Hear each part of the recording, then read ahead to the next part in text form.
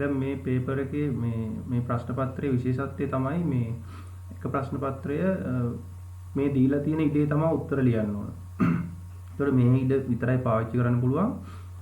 එතකොට ඔයාලා පිළිතුර දාන්න පුළුවන් එකපාරම සහ මේක පිළිතුර ගත්ත විදිහ සඳහන් කරන්න මේ ඉඩ ප්‍රමාණවත්. ඉතින් මේකේ ලියන්න පුළුවන්. ඕනනම් කැමති කෙනෙකුට පිළිතුර විතරක් ලියන්න පුළුවන්. එහෙම නැත්නම් පියවරක් දෙකක් තියෙනවා නම් ඒකත් ලියලා මේකේ ලියන්න පුළුවන්. එතකොට පළවෙනි ප්‍රශ්නය මුල් පදේ සහ පොදු අන්තරය අපි හෙව්වා. ඊට පස්සේ දෙවෙනි ප්‍රශ්නේ තියෙන්නේ කොටසක් සඳහා රුපියල් 5ක් ගෙවන සමාගමක කොටස් 2700ක් හිමි පුද්ගලයෙකු ලබන වාර්ෂික ආදායම සොයන්න. එතකොට මේක මේ 11 වසර කොටස් කියන මේ පාඩමේ ගානක්. ඉතින් මේකේ කියන්නේ මේ කොටසක් සඳහා රුපියල් 5ක් ගෙවනවා. එයාට කොටස් 2700ක් තියෙනවා. එහෙනම් එයාට ලැබෙන ආදායම තමයි මේ අහන්නේ. මේක හරියට අර නිකන් අපි හිතුවොත් එහෙම සරලව අඹ ගෙඩියක් රුපියල් 5යි නම් අඹ ගෙඩි 2700ක මිල කීයද වගේ එකක් තමයි මේ අහන්නේ. එතකොට මේකේ ආදායම වෙන්නේ මොකද්ද? වාර්ෂික ආදායම වෙන්නේ කොටස් ගාන කොටසක මිලෙන් ගුණ කරනවා. එහෙනම් අපිට එනවා 2700 ගුණ කිරීම 5 කියලා නේද? 2700 5න් ගුණ කරාම ඊයද සමානයි 0.2ක් වෙනවා 35යි. උත්තරේ වල තියෙන බලන්න 13500යි කියලා. එහෙනම් මේකේ පිළිතුර වෙන්න ඕන රුපියල් 13500යි කියලා. දැන් කවුරු හරි මේම ලියද්දි මේ රුපියල් කියන එක ලිව්වේ නැත්තම් ලකුණු ඇත්තටම ලැබෙන්නේ නැහැ. ඒ නිසා විභාගෙදී මිල සඳහන් කරනකොට රුපියල් කියලා දාන්න ඕන. දැන් මේ පිළිතුර තියෙනවා නම් 13500 කියලා කෙනෙක් විතරක් ලියලා තියෙනවා නම් දැන් කෙනෙකුට මෙන්න මේ කොටස විතරක් ලියන්න පුළුවන්. ඒතකොට මේ කොටස ලියලා තිබුණොත් මේ පිළිතුර නිවැරදි හින්දා ලකුණු දෙකක් හම්බ වෙනවා. රුපියල් කියන එක සඳහන් කරලා මේ පිළිතුර තිබුණොත් ලකුණු දෙකක් හම්බ වෙනවා. කාට හරි මේ 13500 කියන එක මෙහෙම ලියන්න නැතුව කෙනෙක් ලියනවා මෙහෙම 2700 වැඩි කිරීම 5. ඔහොම මේ ආපහු යටින් ලියනවා. ගුණ කිරීම 5 කියලා ලියලා මේක ගුණ කරද්දී ආවරද්දලා 12500යි හරි කීයක් හරි මෙතෙන්ට වැරදි පිළිතුරක් දානවා. එතකොට වෙන්නේ මේ වැරදි පිළිතුරට ලකුණ අඩු වෙනවා. මෙතන මේ මෙන්න මේක ලිව්වට එක ලකුණක් ලැබෙනවා. පැහැදිලිද? ඒ හින්දා ඔයාලා හැම වෙලේම මොකක් හරි පිළිතුරක් ලියද්දි පිළිතුර ගත්ත විදියත් පොඩිවට සඳහන් කරන එකේ වාසියක් තියෙනවා. අර ලකුණු දෙකම නැති වෙන එක වළක්වා ගන්න පුළුවන් මේක ලියලා තිබුණා නම්. ඒ නිසා මේ පිළිතුර සඳහන් කරද්දි මේක එකපාරම පිළිතුර ලියනවට වඩා අර මේ පියවරක් ලියලා තිබුණා නම් ඔයාලට වාසියක් තියෙනවා. මොකද උත්තරේ වැරදිලා තිබුණොත් අර ගත්ත විදිය තියෙනවා නම් ලකුණක් ලැබෙනවා. මේ ලකුණු දෙකම අහිමි වෙනවට වඩා. ඊළඟ රූපයේ තියෙන දී ඇති තොරතුරු ඇසුරෙන් x යගේ සොයන්න. එතකොට මේකේ x හොයන්න පුළුවන් එක විදියට හොයන්න පුළුවන්. දැන් ඔයාලා දන්නවා x හොයන්න නම් දැනගන්න ඕන කෝණය එක්කෝ මෙන්න මේ කෝණයේ අගය දැනගන්න ඕන. එහෙම නැත්නම් මෙන්න මෙතන තියෙන කෝණයේ අගය දැනගන්න ඕන. මෙන්න මේ කෝණය. මෙන්න මේ මාක් කරන ලකුණු කරන කෝණයේ අගය දැනගන්න ඕන. එක්ක නැත්නම් මේ කෝණයේ අගය දැනගන්න ඕන. ලේසිම ක්‍රමය තමයි අපිට මේ කෝණයේ අගය දැනගත්තා නම් හරි.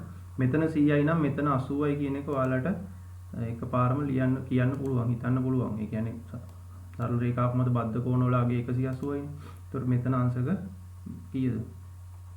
මෙතන අංශක 80ක් වෙන්න ඕන. පැහැදිලිද? මෙතන අංශක 80ක් වෙන්නේ කොහොමද? සරල රේඛාවක් මත බද්ධ කෝණ වල එකතු 180ක් වෙන්න නම් මෙතන අංශක 80ක් වෙන්න ඕන. ඊළඟට දැන් අපි x වලට යනවා නම් x කියන්නේ මොකක්ද? x කියන්නේ ත්‍රිකෝණයක පාදයක් දික් කිරීමෙන් හැදෙන බාහිර කෝණය. මේක සමාන වෙනවා අභ්‍යන්තර සම්මුඛ කෝණ දෙකේ එකතුවට. පැහැදිලිද? එහෙනම් x සමාන වෙනවා 80 ධන කීයද? 40. පැහැදිලිද? x සමාන වෙනවා 80 ධන 40ට. මේක අපි ලිව්වා නම් මෙන්න මෙතන මේ පියවරට අනිවාර්යෙන් ලකුණක් ලැබෙනවා. එතකොට අපිට ලියන්න පුළුවන් x වල අගය කීයද? 180 20යි අංශක කියලා දාන්න ඕන. අංශක තිබුණොත් තමයි පිළිතුරට ලකුණු ලැබෙන්නේ. පිළිතුරු එවලා තිනවා මේ ගොඩක් අය. මම නම් කියන්නේ එකින් එක මේ හරි. ඒ නිසා ඊළඟට රූපයේ කේන්ද්‍රික ඛණ්ඩයේ චාප දිග හොයන්න කියලා කියනවා. දැන් මේ උඩ ප්‍රශ්නේ මේ කලින් ප්‍රශ්නේ කෙනෙකුට හොයන්න පුළුවන් මෙහෙම හොයන්නත් පුළුවන්. මම තව විදිහක් කියන්නම් ඕනනම් මෙන්න මෙතන කෝණේ හොයා ගන්න පුළුවන් මෙතන 100 නිසා. අයි බාහිර කෝණේ සමානයි අභ්‍යන්තර සම්මුඛ කෝණ දෙකේ එකතුවට. එහෙනම් මෙතන 100යි නම් මෙතන අංශක 60ක් වෙන්න ඕන. ඇයි 60යි 40යි 100 වෙන්නේ නේද? ඒ නිසා මේ බාහිර කෝණේ 100 නිසා මේ පැත්තෙන් 40යි 60යි වෙනවා මේ කෝණ දෙක. මේක 60යි නම් මේක 120යි කියලා කෙනෙකුට ගන්න පුළුවන්. ඒ දෙක දෙවිදියටම හදන්න පුළුවන්. හරිද? ඒ නිසා මම මේක ලියපු එක නිසා මෙතනට 80 දාන්නම්. දැන් කෙනෙක් මේ බාහිර කෝණය කියන කතාව දන්නේම නැත්තම් ඒ බාහිර කෝණයෙන් කියන කතාව කෙනෙකුට අමතකයි නම් මේක 100යි නම් මේක 80යි. එහෙනම් ත්‍රිකෝණයේ කෝණ තුනම 180ක් වෙන මේක 60යි. එහෙම හිතලා මේ කෝණය ගන්න පුළුවන් 120යි කියලා. හැමති විදියකට හදන්න පුළුවන්. දැන් මේ ත්‍රිකෝණයක පාදයක් දික් කිරීමෙන් සෑදෙන බාහිර කෝණය කියන එක ගැන මතකයක් ඇත්තෙම නැත්තම් මේ සරල කෝණ භාවිතා කරලා ත්‍රිකෝණයේ කෝණ තුන භාවිතා කරලා මේක හදන්නත් පුළුවන්. ඊට පස්සේ කේන්ද්‍රික ඛණ්ඩයේ චාප දිග හොයන ගානට යමු අපි. කේන්ද්‍රික ඛණ්ඩයේ චාප දිග මේකේ අරය සෙන්ටිමීටර් 14යි කෝණයේ අංශක 45යි කියලා දීලා තිනවා. ඔයාලා දන්නවා චාප දිග කියන්නේ 2πr වෘත්තයක පරිධිය. එතකොට මේක කේන්ද්‍රික ඛණ්ඩයක හොයනවා නම් අපි කරන්නේ මොකද්ද? 360න් θ ගෙන් ගුණ කරනවා. ගුණ කිරීම 360න් θ. ඒ කියන්නේ කෝණය. එතකොට මේක අපි සූත්‍රය නම් මෙතන ලියන්න අවශ්‍යතාවය නැහැ. ඔයාලා පොලේක සූත්‍රය ලියලා ඒකට ආදේශ කරලා මෙතෙන්ට දැම්මනම් හරි. එතකොට 360න් θ කියන්නේ 45යිනේ. අපි 45 දානවා කෝණයට. ගුණ කිරීම 2යි π කියන්නේ 22 බෙදීම 7යි. r කියන්නේ 14යි. එතකොට මෙතන 45 360න් බෙදුවාම අපිට එනවා කීයද? 8න් 1යි නේද? එතන 8 නේද එන්නේ? ඔව්. ඊට පස්සේ 22 14න් බෙදෙනවා 2යි. ඊට පස්සේ 22 2න් ගුණ කරාම 44යි. මේ දෙක 8න් බෙදුනහම මෙතන 4ක් එනවා. ඊට පස්සේ 4 44න් බෙදුනහම අපිට එනවා කීයද? සෙන්ටිමීටර් 11යි කියලා උත්තරේ. එතකොට මේකේ ඒකක තියෙන්න ඕන සෙන්ටිමීටර කියලා. දැන් මේකේ අහන්නේ කේන්ද්‍රික ඛණ්ඩයේ චාප දිග කියලා. මේ වගේ ප්‍රශ්නයක අහන්න පුළුවන් කේන්ද්‍රික ඛණ්ඩයේ පරිමිතිය කීයද කියලා. එතකොට චාප දිග අපි හෙව්වා මේක චාප දිග කියන්නේ මේ දිගනේ. චාප දිග කියන්නේ මෙතන ඉඳන් මෙතෙන්ට තියෙන දිග. එතකොට පරිමිතිය හැවුවොත් ඔයාලා මෙන්න මේ දෙකත් එකතු කරන්න ඕන ප්‍රශ්නයකදී. මේ කොටස් දෙකත් එකතු වෙන්න ඕන. එතකොට තමයි පරිමිතිය ලැබෙන්නේ. දැන්ට අහලා තියෙන්නේ මේ චාප දිග විතරයි. එතකොට මේ ප්‍රශ්නේ හරි. අපි ඊළඟ එකට යමු.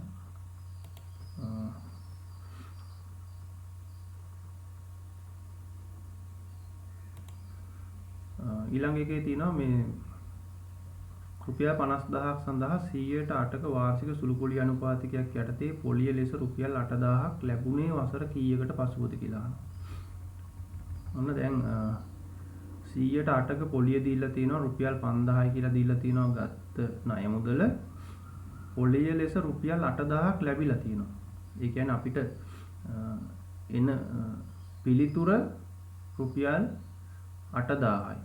ඒ කියන්නේ අපි දන්නවා පොලිය හොයන්නේ කොහොමද? 50000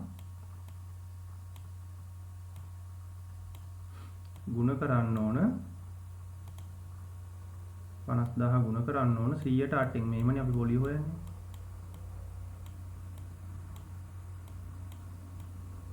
අලුම අපි මාසෙක මේ අවුරුද්දක පොලිය හොයලා මෙතන 50000න් බෙදුනහම 500යි 508න් වැඩි කරාම කීයද බලන්න. 0.0 8 වරක් 5 40යි. එහෙනම් අවුරුද්දක පොලිය රුපියල් 4000යි මේ හොයන්නේ වසරක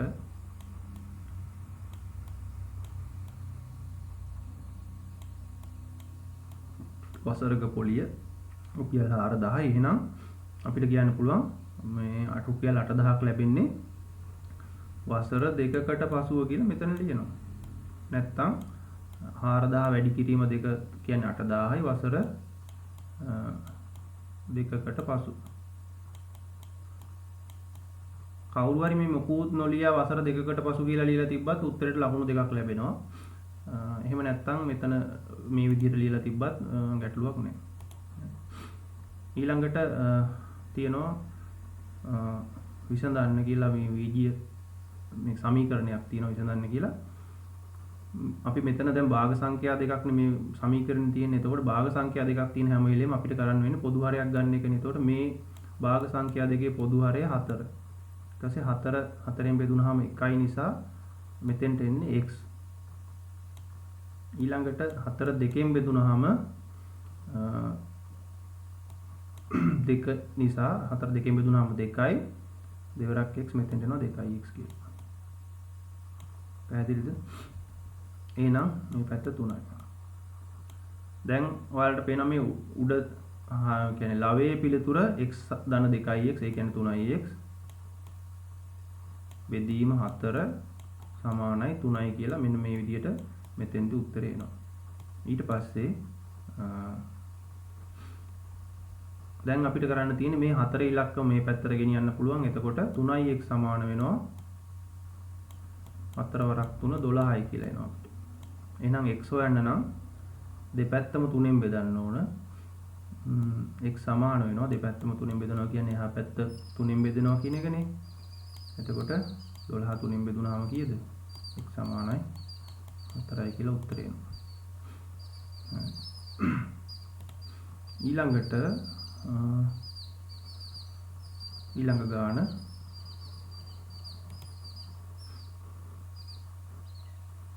ඊළඟ ගානේ තියෙන මේ ආරෝහණ අවරෝහණ කෝණ සම්බන්ධ ගාන. මේක ඇත්තටම මේ පොඩි මතකයක් විතරයි තියෙන්න ඕන මේ ආරෝහණ අවරෝහණ කෝණය ගැන.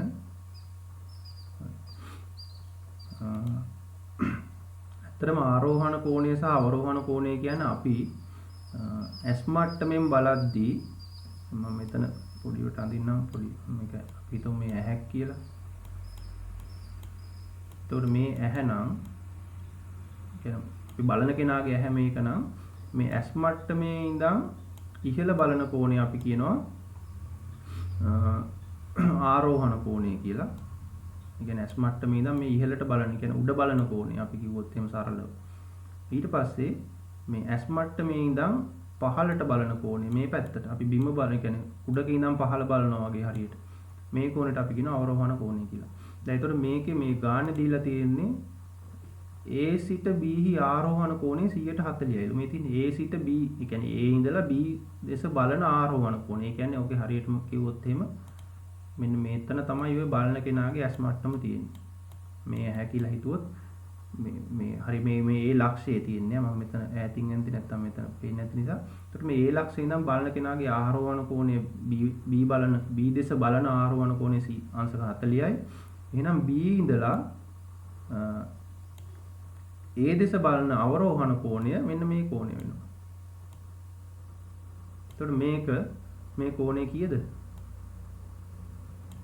අවරෝහණ කෝණය මේක පෙන්වන්න කියන අවරෝහණ කෝණය රූපේ ඇඳ ලකුණු කර පෙන්වන්න. එතකොට අවරෝහණ කෝණය වෙන්නේ මේ S මට්ටමේ ඉඳන් පහළ බලන කෝණය.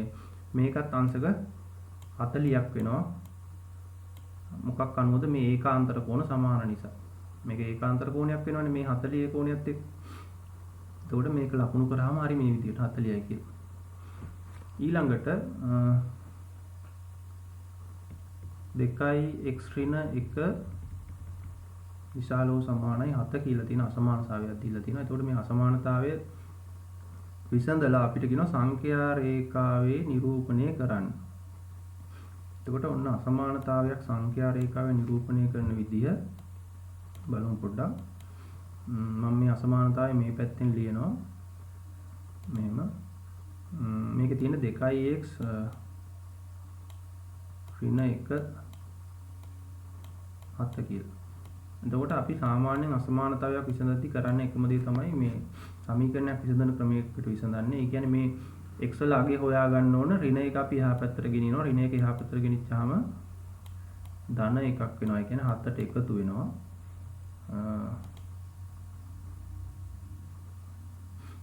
x සමානයි 4යි කියලා වෙලා තියෙනවා. සමානයි නෙමෙයි මේ අර ලකුණ එන්න ඕනේ. හරි. මෙතන එතකොට මේ ඍණ එක එහා පැත්තට ගෙනිච්චාම මේ 7ත් එක්ක එකතු වෙනවනේ. එතකොට මේ පැත්තේ 8යි කියලා එනවා. x හොයන්න නම් මොකද කරන්නේ? දෙපැත්තම දෙකෙන් බෙදනවා. හොඳට මතක තියාගන්න අසමානතා ලකුණක් තියෙද්දී යම් කිසි සංඛ්‍යාවකින් බෙදනවා නම් හරි එහෙම නැත්නම් ಗುಣ කරනවා නම් හරි මේ බෙදන සංඛ්‍යාව ඍණ වුණොත් මෙතන ඍණ හෝ එහෙම නැත්නම් මේ අපි ඍණ දෙකෙන් නම් බෙදන්නේ මොකද වෙන්නේ අසමානතාවය මාරු වෙනවා. ඒ කියන්නේ අසමානතාවය අනිත් පැත්තට හැරෙනවා. මෙහෙම මේ පැත්තට හැරෙනවා. ඒක ඔයාලා අනිවාර්යෙන් මතක තියාගන්න. ಗುಣ කරනකොටත් ඒ වගේ. මේ ධන ඉලක්කමකින් බෙදනකොට ගැටලුවක් නැහැ. මේතන ඍණ තිබුණොත් මේ බෙදන කොහේ හරි තැනක ඍණ තිබුණොත් මේක මාරු වෙනවා. දැන් මෙතන ගැටලුවක් නැහැ. මෙතන මේ දෙකෙන් බෙදුනහම එන උත්තරේ තමයි x විශාල හෝ සමානයි අපි ඒක කියවන්නේ එහෙම 4යි කියලා. එහෙනම් x 4ට වඩා වැඩි කියලා තමයි අපිට උත්තරේ එන්නේ. මේකෙන් කියන්නේ මොකක්ද? x වල අගය 4ට වඩා විශාලයි. 4 නෙමෙයි 4ට සමානයි කියන එක නෙමෙයි 4ට වඩා විශාලයි. හැබැයි මෙතන මේ සමාන කියන කොටසක් තියෙන හින්දා x කියන්නේ 4 සහ 4ට වඩා විශාලයි කියන එක තමයි එකෙන් කියන්නේ. එහෙනම් අපි මේක අසමානතාවයේ ලකුණු කරද්දී සංඛ්‍යා රේඛාවේ 4 කියන තැන පොඩි මේ රවුමක් ඇඳලා බෝලයක් අපි සාමාන්‍ය ලකුණු කරන්නේ මෙහෙම බෝලයක් ඇඳලා මේ බෝලේ පාට කරනවා 4 අයිති නිසා 4ට වඩා විශාල නිසා මේ පැත්තට අපි මේකේ අඳුරු කරලා දක්වනවා මේ විදිහට. දැන් ඔයාලට ගණන් වල දෙනවා තව විදිහක් මෙහෙම. දී ඇති අසමානතාව විසඳා නිකිලමේ විසඳුම් සංඛ්‍යා රේඛාව මත ලකුණු කරන්න කියලා. ඒතකොට නිකිලමේ විසඳුම් සංඛ්‍යා රේඛාව මත ලකුණු කරන්න කිව්වහම අපි නිකිලමේ විසඳුම් ටික ලියා ගන්නවා ඉස්සෙල්ලා. ඒ කියන්නේ 4. නිකිලමේ විසඳුම් කියන්නේ 4 5 6 7 ඔය විදිහට ඉස්සරහට තියෙන ඉලක්කම නිකිලමේ විසඳුම් කියන්නේ ඒ ටික අපි සංඛ්‍යාවල ලකුණු කරනකොට මෙහෙම ලකුණු කරන්න බෑ. එහෙම ලියලා තිබුණොත් අපි කරන්නේ මෙහෙම මේ සංඛ්‍යා රේඛාව දැන් මම මේ මෙතන පොඩ්ඩක් අඳින්නම්. මෙතන 4 5 6 ඔහොමනේ තියෙන්නේ. එතකොට අපි මෙහෙම මුළු රේඛාවම අඳුරු කරන්නේ නැතුව මේ අදාළ සංඛ්‍යාවට විතරක් මෙහෙම පොඩි ඩොට් එකක් තියලා පාට කරගෙන යනවා. නිකිලමේ විසඳුම ලකුණු කරන්න කියලා කිව්වොත් විසඳුම මේ විසඳා මේක අපිට කිව්වොත් සංඛ්‍යා රේඛාව නිරූපණය කරන්න කියලා මේ විදිහට රේඛාවම අඳුරු වෙන විදිහට අඳුරු කරන්න ඕන. නැත්නම් නිකිලමේ විසඳුම කිව්වොත් මේක මේ ඉලක්කම උඩ විතරයි අපි අඳුරු කරන්නේ. මේ ගානේ කියලා තියෙන්නේ විසඳුම සංඛ්‍යා රේඛාව මත නිරූපණය කරන්න කියලා. මේකේ අදහස පැහැදිලි වෙන්න ඕන. අදහස කියන්නේ x වල අගය 4 සහ 4ට වඩා විශාලයි. ඒ කියන්නේ 4.1 වෙන්න පුළුවන් 4.2 වෙන්න පුළුවන්. මේ ඒකයි අපි මේ මුළු රේඛාවම අඳුරු කරන්නේ. ඊළඟට තියෙනවා සුළු කරන්න කියලා ගානක්. මේකේ තියෙන වීජීය භාග සුළු කිරීමක්. එතකොට වීජීය භාග සුළු කිරීමකදී වගේම භාග සුළු කිරීමකදී මොකද වෙන්නේ? මේ බෙදීම වෙනුවට අපිට ಗುಣ කිරීම දාන්න පුළුවන් බෙදන සංඛ්‍යාවේ පරස්පරය ලියලා. ඒ කියන්නේ අපි 2x වර්ගය බෙදීම y එතෙන්ට අපි ಗುಣ කිරීම දානවා මේ බෙදන්න තියෙන සංඛ්‍යාවේ පරස්පරය ලියලා. 4x ඔය විදිහට එනවා. බෙදන්න තියෙන සංඛ්‍යාව උඩයට මාරු කරාම හරි. ඒතකොට මේක y to y කැපෙනවා. x වර්ගයට x කැපෙනවා මෙතන. ඊට පස්සේ මෙතන 4 2කින් බෙදුනහම 2යි. එහෙනම් එනවා කීයද උත්තරේ? x බෙදීම 2යි කියලා. උත්තරේ ආවේ නැද්ද කාටවත්? හරි. අවස. හරි. ඊළඟට අපිට ගාණක් කියනවා x යනු ත්‍රිකෝණ සංඛ්‍යාවකි. හරිද? ඒ ත්‍රිකෝණ සංඛ්‍යාව තියෙනවා කියන්නේ 10ත් බිඳුවත් අතර x x බිඳුවට වඩා විශාලයි 10ට වඩා කුඩායි කියලා කියනවා. සහ කුලකයේ අවයව ලියා දක්වන්න කියලා කියනවා. එතකොට ත්‍රිකෝණ සංඛ්‍යා කියන්නේ මොනවද? ඔයාලා දන්නවා ත්‍රිකෝණයක් විදිහට දක්වන්න පුළුවන් වෙන ත්‍රිකෝණ සංඛ්‍යා කියන්නේ. දැන් මේ 1 කියන එක ත්‍රිකෝණ සංඛ්‍යාවක්. ඒ වගේම 3 කියන එක අපිට ත්‍රිකෝණයක් විදිහට ලියන්න පුළුවන් මෙහෙම ත්‍රිකෝණ සංඛ්‍යාවක්. ඊළඟ ත්‍රිකෝණ සංඛ්‍යාව මොකද්ද? ඊළඟ ත්‍රිකෝණ සංඛ්‍යාව 6 නේද? එහෙනම් අපි ලියන්නේ අර ඊට පස්සේ තියෙන්නේ 10. ඊට පස්සේ 10. එහෙනම් 10 අයිති වෙන්නේ නැහැ. 10 අපිට මෙහෙම ලියන්න පුළුවන් 10. එතකොට ඔන්න 10ක් වෙන 1 2 3 4 යට පේලිය 4යි උඩ පේලිය 3යි 2යි 1යි. එතකොට මේ ත්‍රිකෝණ සංඛ්‍යා 4 තමයි මේ 1ත් 10ත් අතර තියෙන්නේ. මේ 1 සිට 10 දක්වා තියෙන්නේ.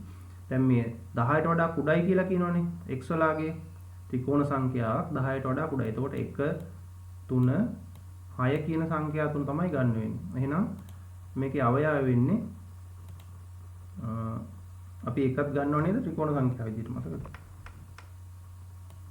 1 3 6 කියලා අපිට ලියන්න පුළුවන්. ඊට පස්සේ මේකේ තියෙනවා තව සමචතුරස්‍ර සංඛ්‍යා කියලා. ඔයාලා බලන්න 6 7 8 වසරවල් වල තියෙන පෙළ මේ පොතේ තියෙනවා මේ සංඛ්‍යා ගැන. මේ විතර තියෙනවා නම් පොත් ඊළඟන ඔය ත්‍රිකෝණ සංඛ්‍යා, සමචතුරස්‍ර සංඛ්‍යා වගේ ඒවා ගොඩක් පොඩි කාලේ තමයි උගන්වන්නේ. මම හිතන්නේ 5 වසරටත් උගන්වනවද කොහෙද? හරි. එතකොට මේකේ ඔයාලා වැදගත්ම දේ තමයි මේ ත්‍රිකෝණ සංඛ්‍යාව කියන එක දැනගන්න එක නෙමෙයි මේ මොකක් හරි දෙයක් දුන්නාම මේ බිඳුවට වැඩි 10ට වඩා අඩුයි කියන්නේ 10 අයිති වෙන්නේ නැහැ බිඳුව අයිති වෙන්නේ නැහැ. ඒ අතර තියෙන සංඛ්‍යා තමයි අයිති වෙන්නේ කියන එක. දැන් ඉරට්ටේ සංඛ්‍යා කියලා කිව්වොත් එහෙම නැත්නම් ඔත්තේ සංඛ්‍යා කිව්වොත් මොන හරි සංඛ්‍යා වර්ගයක් දුන්නාම මේ 10 අයිති නැහැ බිඳුවත් අයිති නැහැ කියන එක මෙතන තියෙනවා. මේකේ 10ට ගාව මෙහෙම ඉරි කැලක් ගහලා තිබුණා නම් තව යටින් ඉරක් ගහලා තිබුණා නම් 10 අයිති වෙනවා. ඊළඟට කියනවා මෙහෙම වර්ගද සමීකරණයක් දීලා තියෙනවා. මේ පැත්තේ ඒකේ සාධක දීලා තියෙනවා.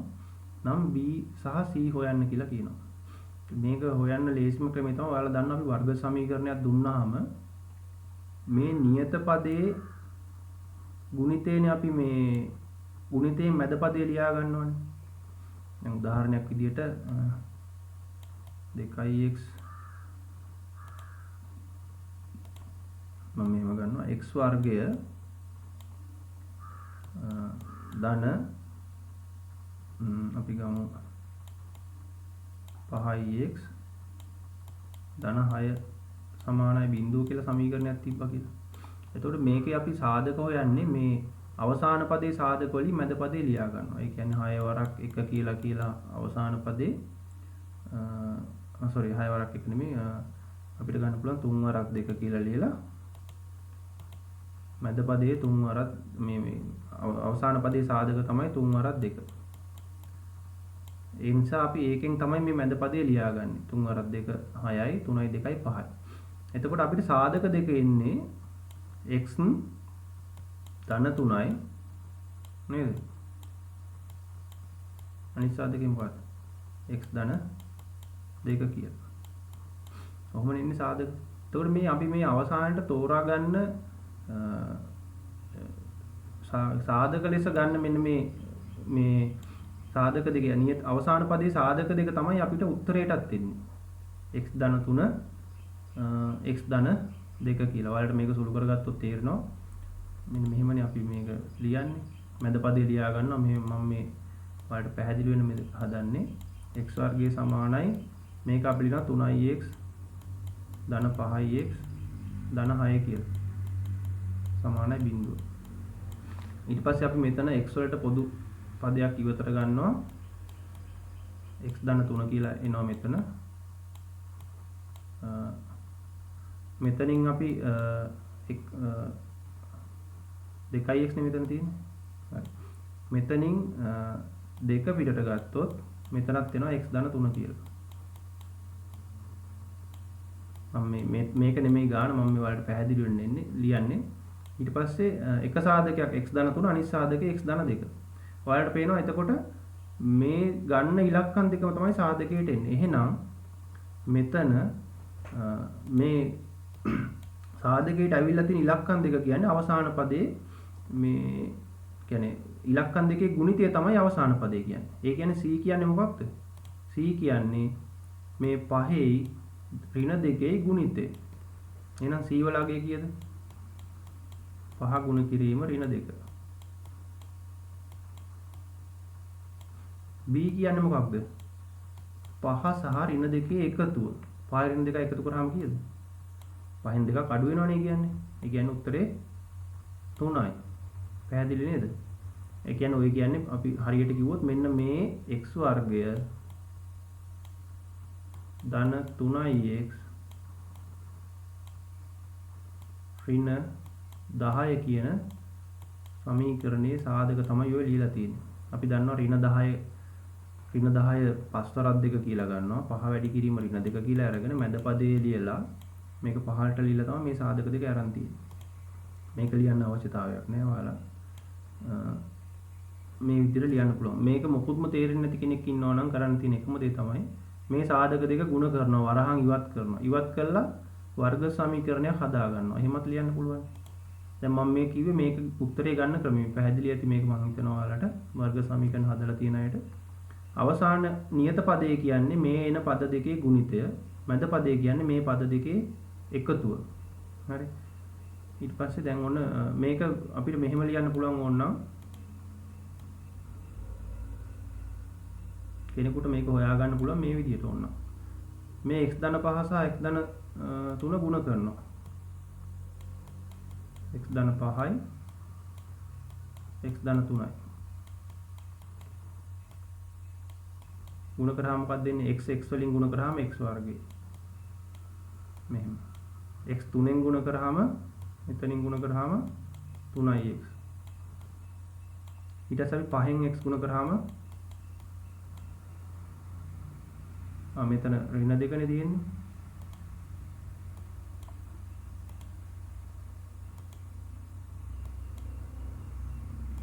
සමාන මෙතන ඍණ 2 x ඍණ 2. එතකොට x වලින් ගුණ කරාම x වර්ගය. x ඍණ 2කින් ගුණ කරාම මොකක්ද දෙන්නේ? ඍණ 2x. 5න් x ගුණ කරාම මොකක්ද දෙන්නේ? 5x. 5න් ඍණ 2 ගුණ කරාම ඍණ 10 එන්නේ. දැන් අපිට එනවා x වර්ගය මේ ඍණ 2x ධන 5x කියන්නේ 3x ඍණ 10 කියලා. එහෙනම් මේ දෙක ප්‍රසාරණය කරාම එන්නේ මේ සමීකරණේ නම් මේකේ b කියන්නේ 3යි c කියන්නේ ඍණ 10යි කියලා මේ විදිහට ගන්නත් පුළුවන්. එහෙම නැත්නම් මෙතනදී අර විදිහට හිතලා ගන්නත් පුළුවන්. ඊළඟට තියෙනවා පැහැදිලි නේද ඔයාලට මේක? ඊළඟට ගන්නට යමු. ඊළඟට තියෙන රූපය අපිට කියනවා දී ඇති තොරතුරු අනුව x යගේ සොයන්න කියලා. x යගේ හෙව්වද හැමෝම? කීයද ආයේ? මේක හොයන්න පුළුවන් ලේසිම ක්‍රමය තමයි මේ තියෙන සමාන්තර රේඛා දෙකක් අතර අපි දන්නවා මිත්‍ර කෝණ වල එකතුව 180යි. එහෙනම් මෙන්න මේ කෝණේ සහ මේ කෝණේ අගය 180ක් වෙන්න ඕන. නේද? එහෙනම් 180ක් වෙනවා නම් මොකද්ද වෙන්න ඕන මේ කෝණය? 30ක් වෙන්න ඕන නේද? ඒ කියන්නේ ඔව් සර්. අපි 100 ධන 50 ධන x සමානයි 180ක් වෙන්න ඕන. ඉතින් ගන්න පුළුවන් ඉතින් උත්තරේ 180ක් වෙන්න ඕන. එහෙනම් x වල ආගේ අපිට කියන්න පුළුවන් 180න් 150ක් අඩු කරන්න ඕන. ඒ කියන්නේ අංශක 30යි. එහෙම නැත්නම් කෙනෙකුට ඒකත් අමතකයි නම් මේ වෙන විදිහකට ගන්න පුළුවන් උත්තරේ. මේ කෝණයයි සමානයි. මෙන්න මෙතන කෝණයයි සමාන වෙනවා. x ඒකාන්තර කෝණෙ හින්දා. එහෙනම් මේ උඩ ත්‍රිකෝණයේ කෝණ වල අගේ 180ක් වෙන්න මෙතන කෝණේ අංශක 30යි කියලා ලියන්නත් පුළුවන්. හරි. මම ඊට පස්සේ අපි ඊළඟ ගානට යමු.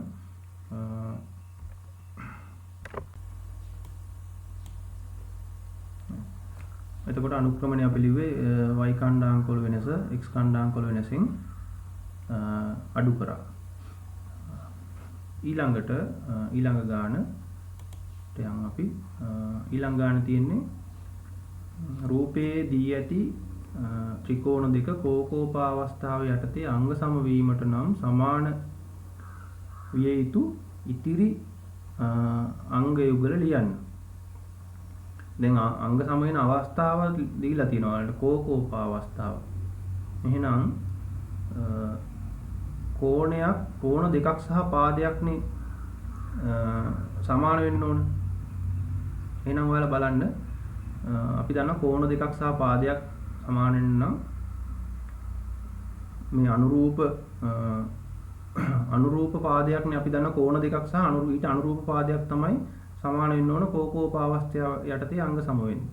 එහෙනම් අපිට ගන්න පුළුවන් දැන් අපි මෙන්න මේ කෝණය ගන්නවා නම් අපිට ලියන්න පුළුවන් මේ කෝණය සමාන වෙන්න ඕන මේකේ කොයි කෝණයටද? දැන් මේ කෝණයට ඉස්සරහින් තමයි මේ ඔය ඉරක් ගහලා තියෙන පාදේ තියෙන්නේ. ඔය අපි ලියපු කෝණයට. එහෙනම් මෙන්න මේ කෝණය තමයි මේ ත්‍රිකෝණේ මේ කෝණයට සමාන වෙන්න ඕන. පැහැදිලි නේද? දැන් ඔයාලා B කෝණය ගන්නවා නම් මෙන්න මේ ඉර ගහලා තියෙන පාදේට ඉස්සරහින් තියෙන කෝණය ගන්නවා නම් මෙන්න මේ R කෝණය තමයි මේකේ අංග සම වෙන්න ඕන. සමාන වෙන්න ඕන B ට. එහෙනම් අපිට ලියන්න පුළුවන් අංග සමීර ඉතිරි අංග යුගලයට අපිට ලියන්න පුළුවන් මේ B කෝණය. ඒ කියන්නේ AB C හා සමානයි මොකද්ද? QR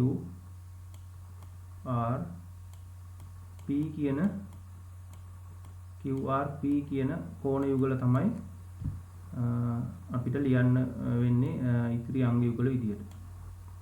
පැහැදිලිද? ඒ කියන්නේ කෝකෝප අවස්ථාව යටතේ අංග සම වෙන්න මොකක්ද සමාන වෙන්න ඕන? කෝණ දෙකක් සහ ඊට අනුරූප පාදය කියන එක තමයි අපි අනුරූප පාදයක් වෙද්දී අපි ගන්න කෝණයට ඉස්සරහින් නම් මෙතන ඉර තියෙන්නේ. ඊළඟ ත්‍රිකෝණෙත් අපි ගන්න කෝණයට ඉස්සරහින් තමයි මේ සමාන පාදය කියන්නේ මේ ඉරක් ගහලා තියෙන පාදය තියෙනවා. ඊළඟට තියෙනවා ලඝු සම්බන්ධ ගානක් එක්සොලාගේ හොයන්න කියලා. එතකොට මේ ලඝු සහ දර්ශක ගැන මේ කියන්නේ. එතකොට මේක මතක ඇති 10 11 පන්ති වල තියෙන පාඩමක්. එතකොට ලඝු තුනේ පාදයට x4 නම් අපි දන්නවා මේක ලියන්න පුළුවන් දර්ශක ආකාරයට. කොහොමද ලියන්නේ? 3 4 වෙනි බලය සමානයි x කියලා. නේද? මේ ලඝු ගණක ආකාරයේ දර්ශක ආකාරය තමයි මේක. 3 4 වෙනි බලය x. එහෙනම් 3 4 වෙනි බලය කීයද? ඒ කියන්නේ 3 4ක් ගුණ කරන්න x සමානයි 3 වරක් 3 9යි 9 වරක් 3 27යි 27 වරක් 3 81යි නේ. 3 4 වෙනි බලය කියන්නේ මේක.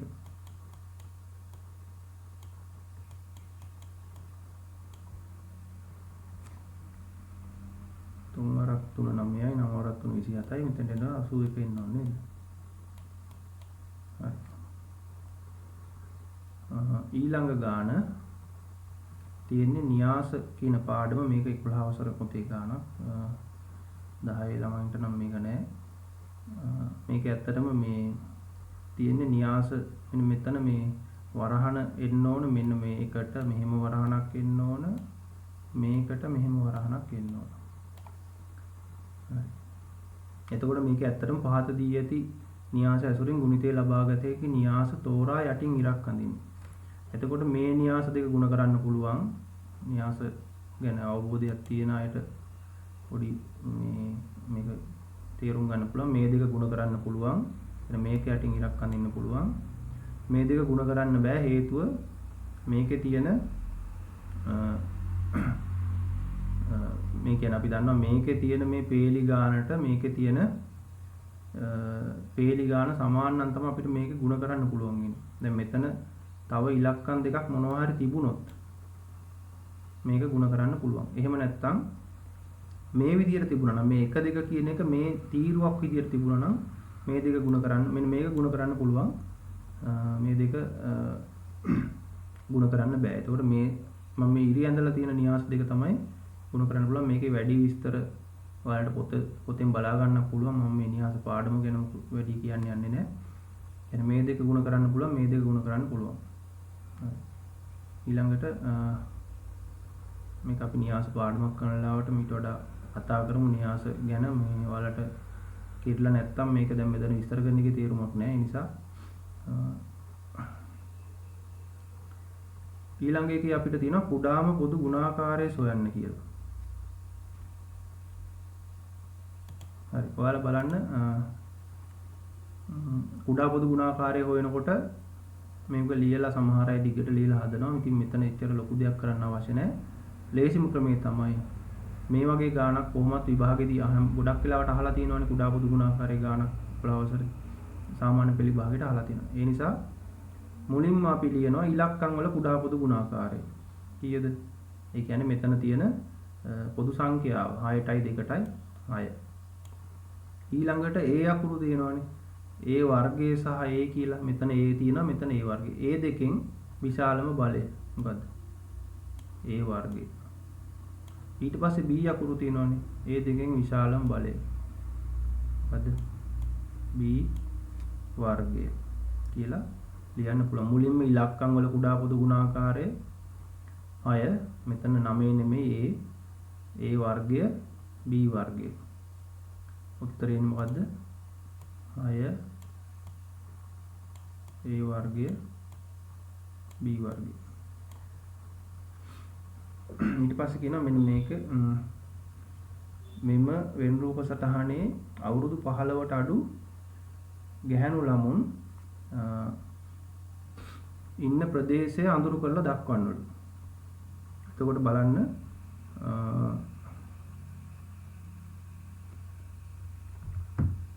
දැන් මේ පැත්තේ ඉන්නවා ගැහැණු ළමුන්. මේ පැත්තේ ඉන්නේ අවුරුදු 15ට වැඩි ළමුන්. දැන් අපෙන් අහන්නේ කවුද? 15ට අඩු ගැහැණු ළමුන්. පැහැදිලිද? 15ට අඩු ගැහැණු ළමුන්. මේ සම්පූර්ණ රවුමෙම ඉන්නේ 15ට වැඩි ළමයි. මේ සම්පූර්ණ රවුම ඇතුලේ ඉන්න ඕන ගැහැණු ළමයි. එහෙනම් ගැහැණු ළමයින්ගේ 15ට වැඩි කොටස ඉන්නේ මේ පැත්තේ. පැහැදිලිද? කොතනද? මෙන්න මෙතන. දැන් මේ 15ට වැඩි රවුම මේ රවුමනේ. මම මේ අඳුරු කරන එක 15ට වැඩිනේ. මේ රවුම ඇතුලේ ඉන්නේ 15ට වැඩියයි. එහෙනම් මෙන්න මේ කොටසේ මම මේ ආපහු මේ උඩින් මෙන්න මේ කොටසේ ඉන්නේ අවුරුදු 15ට වැඩි ගැහැණු ළමයි.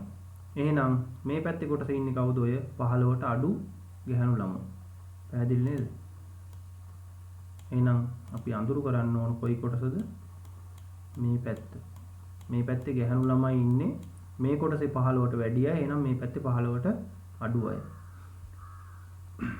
පැහැදිලිද? ඔයාලගෙන් මේ වගේ එකක් දීලා එක එක විදිහට අහන්න පුළුවන්. ඕනනම් අහන්න පුළුවන් 15ට වැඩි ගැහැණු ළමුන් මේ පැත්තේ. දැන් මට කියන්න බලන්න 15ට වැඩි පිරිමි ළමයි ඉන්නේ කොයි කොටසේද? 15ට වැඩි පිරිමි ළමයි ඉන්නේ මේ කොටසේ නේද? දැන් එහෙම කියන්නත් බෑ අපිට. දැන් මේගොල්ලෝ 15ට අඩු වෙන්නත් පුළුවන්. මෙතන 15ට වැඩි ළමයිනේ. ඔව් හරි. මෙතන 15ට වැඩි ළමයි ඉන්නේ මේ රවුම ඇතුලේ. එහෙනම් මේකේ ඉන්නේ ගැහැණු ළමයි නම් 15ට වැඩි පිරිමි ළමයි ඉන්නේ මේ පැත්තේ නේද? 15ට වැඩි පිරිමි ළමයි කියලා ඇහුවොත් එහෙම මේ පැත්තේ. ඉතින් මේ වගේ එකක් දීලා ඔයාලට ප්‍රශ්න අහන්න පුළුවන් එක එක විදියට. දැන් මේකේ හැටියට 15ට අඩු ගැහැණු ළමයි ඉන්නේ මේ පැත්තේ. 15ට වැඩි ගැහැණු ළමයි ඉන්නේ මෙන්න මේ මැද කොටසේ. මේ පැත්තේ ඉන්නේ 15ට වැඩි පිරිමි ළමයි.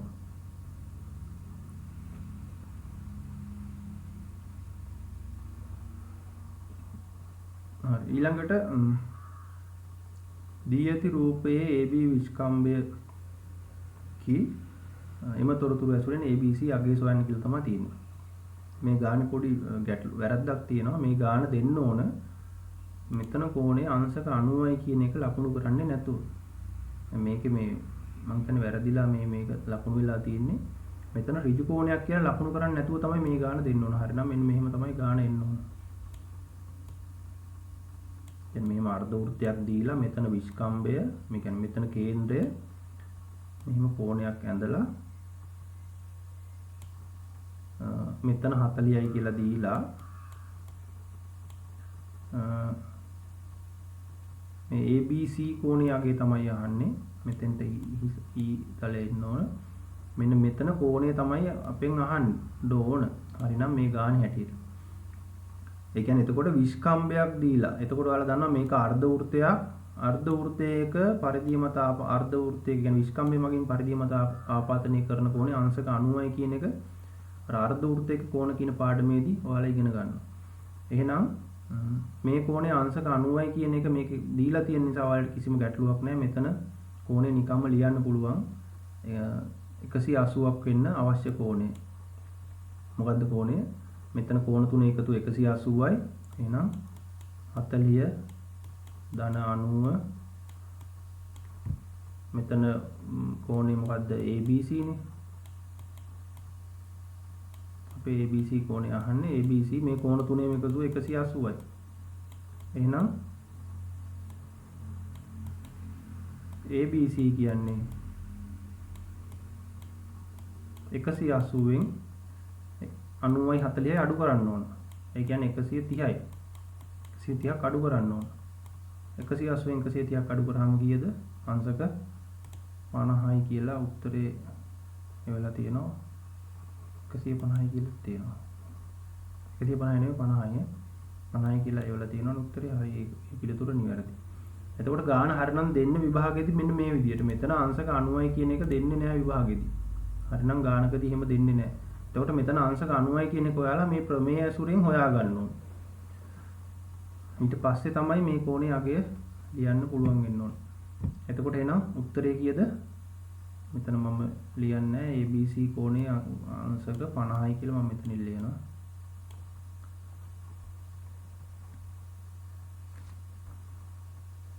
ඊළඟට කියනවා මේක මේ 11 වසර පොතේ පාඩම sin අනුපාතය ලියන්න කියලා. sin මෙතන කෝණය දීලා තියෙන θ කියලා. sin කියන්නේ අපි කියන්නේ සම්මුඛ පාදය බෙදීම කර්ණය කියන අනුපාතය. ඒ කියන්නේ sin අනුපාතය කියන්නේ සම්මුඛ පාදයේ බෙදීම කර්ණය. මේක මේ 10 ළමයි එච්චර මේ හිතන්න යන්න ඕනේ නැහැ. මේක 11 වසර පාඩමක්. එතකොට සම්මුඛ පාදය කියන්නේ x, කර්ණය කියන්නේ y. එතකොට x බෙදීම y කියලා තමයි අපිට උත්තරේ එන්න ඕන. මේක පාඩම වලට මේ වෙනකොට කියලා නැත්නම් මේක ගැටලුවක් කරගන්න එපා. අපි ඊළඟ ගන්නට යනවා. ඊළඟට තියෙනවා මේ ගානක් 1ත් 10ත් අතර අංක ලියූ එක සමාන කාඩ්පත් ඇති පෙට්ටියකින් අහඹු ලෙස කාඩ්පතක් ඉවතට ගැනීම දැක්වෙන රුක් සටහනක් පහත දැක්වේ. පීට අදාළ සම්භාවිතාවය ලියන්න. ඒ කියන්නේ මෙතෙන්ට එන්න ඕන අගේ තමයි අහන්නේ. 1ත් 10ත් අතර අංක ලියූ සමාන කාඩ්පත් ඇති පෙට්ටියකින් අහඹු ලෙස කාඩ්පතක් ඉවතට ගැනීම කියලානේ මේ තියෙන්නේ. එතකොට 1ත් 10ත් අතර අංක කීයක් තියෙනවද? 1යිතිත් නෑ 10යිතිත් නෑ 1ත් 10ත් අතරනේ. ඔය වචන හරි වැදගත්. දැන් ගොඩක් අයට මේ කියවද්දී කියන්නේ ඔළුවට එන්නේ නෑ. දැන් 1ත් 10ත් අතර කියලා කිව්වොත් එන්නේ 2 3 4 5 6 7 8 කියලා 8 9 කියන ඉලක්කම් ටිකනේ. ඒතකොට බලන්න ගණන් කරලා කීයක් තියෙනවද කියලා ඉලක්කම්. 2 3 අතේ ඇඟිලි වලින් ගණන් කරනවා. 2 3 4 5 6 7 8 9 කීයද ඉලක්කම් තියෙන්නේ? 9යිද? ගණන් කරනකොට ආයෙ ගණන් කරන්න බලන්න අතේ ඇඟිලි වලින් ගණන් කරන්න වෙන්නේ. නැත්තම් පොළේක ඉරි අඳින්න වෙනවා. 8යි සර්. 8යි තියෙන්නේ ඉලක්කම්. 1ත් 10ත් අතර ඉලක්කම් කීයක් තියෙනවද? 8යි තියෙන්නේ.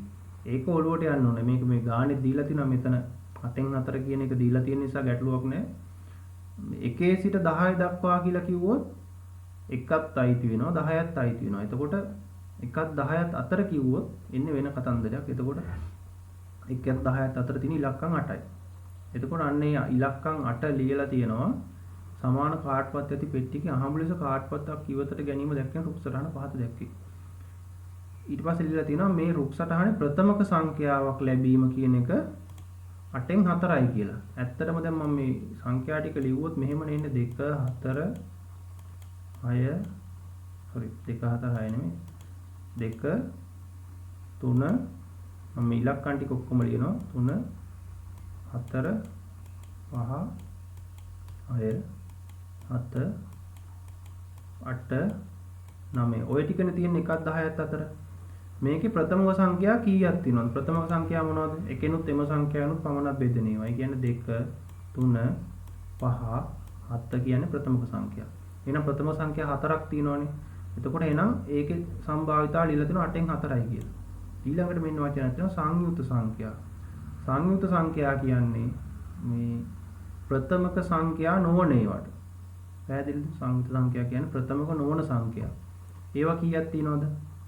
මම මේ පැත්තෙන් අතිර දාගෙන යන්නම් 4 6 8 9. එහෙනම් සංයුක්ත සංඛ්‍යාත් 4ක් තියෙනවා. එහෙනම් සංයුක්ත සංඛ්‍යාවක් ලැබීමේ සම්භාවිතාවය කීයද? p වලට එන්නේ එතකොට 8න් 4යි. පැහැදිලිද? එහෙම නැත්නම් මේ සංයුක්ත සංඛ්‍යා දැනගන්න ඕනෙත් නෑ. ඔයාලා ප්‍රථම සංඛ්‍යා දැනගන්න ඕනෙත් නෑ. මෙතන 8න් 4 නම් මේ පැත්තත් 8න් 4 වෙන්න ඕන. මේ දෙපැත්තට යන අතු දෙකේ සම්භාවිතාවල එකතුව එකක් වෙන්න නම් මේ පැත්ත 8න් 4 නම් මේ පැත්ත 8න් 4යි. දැන් මෙහෙම දීලා තිබුණොත් ඔයාලට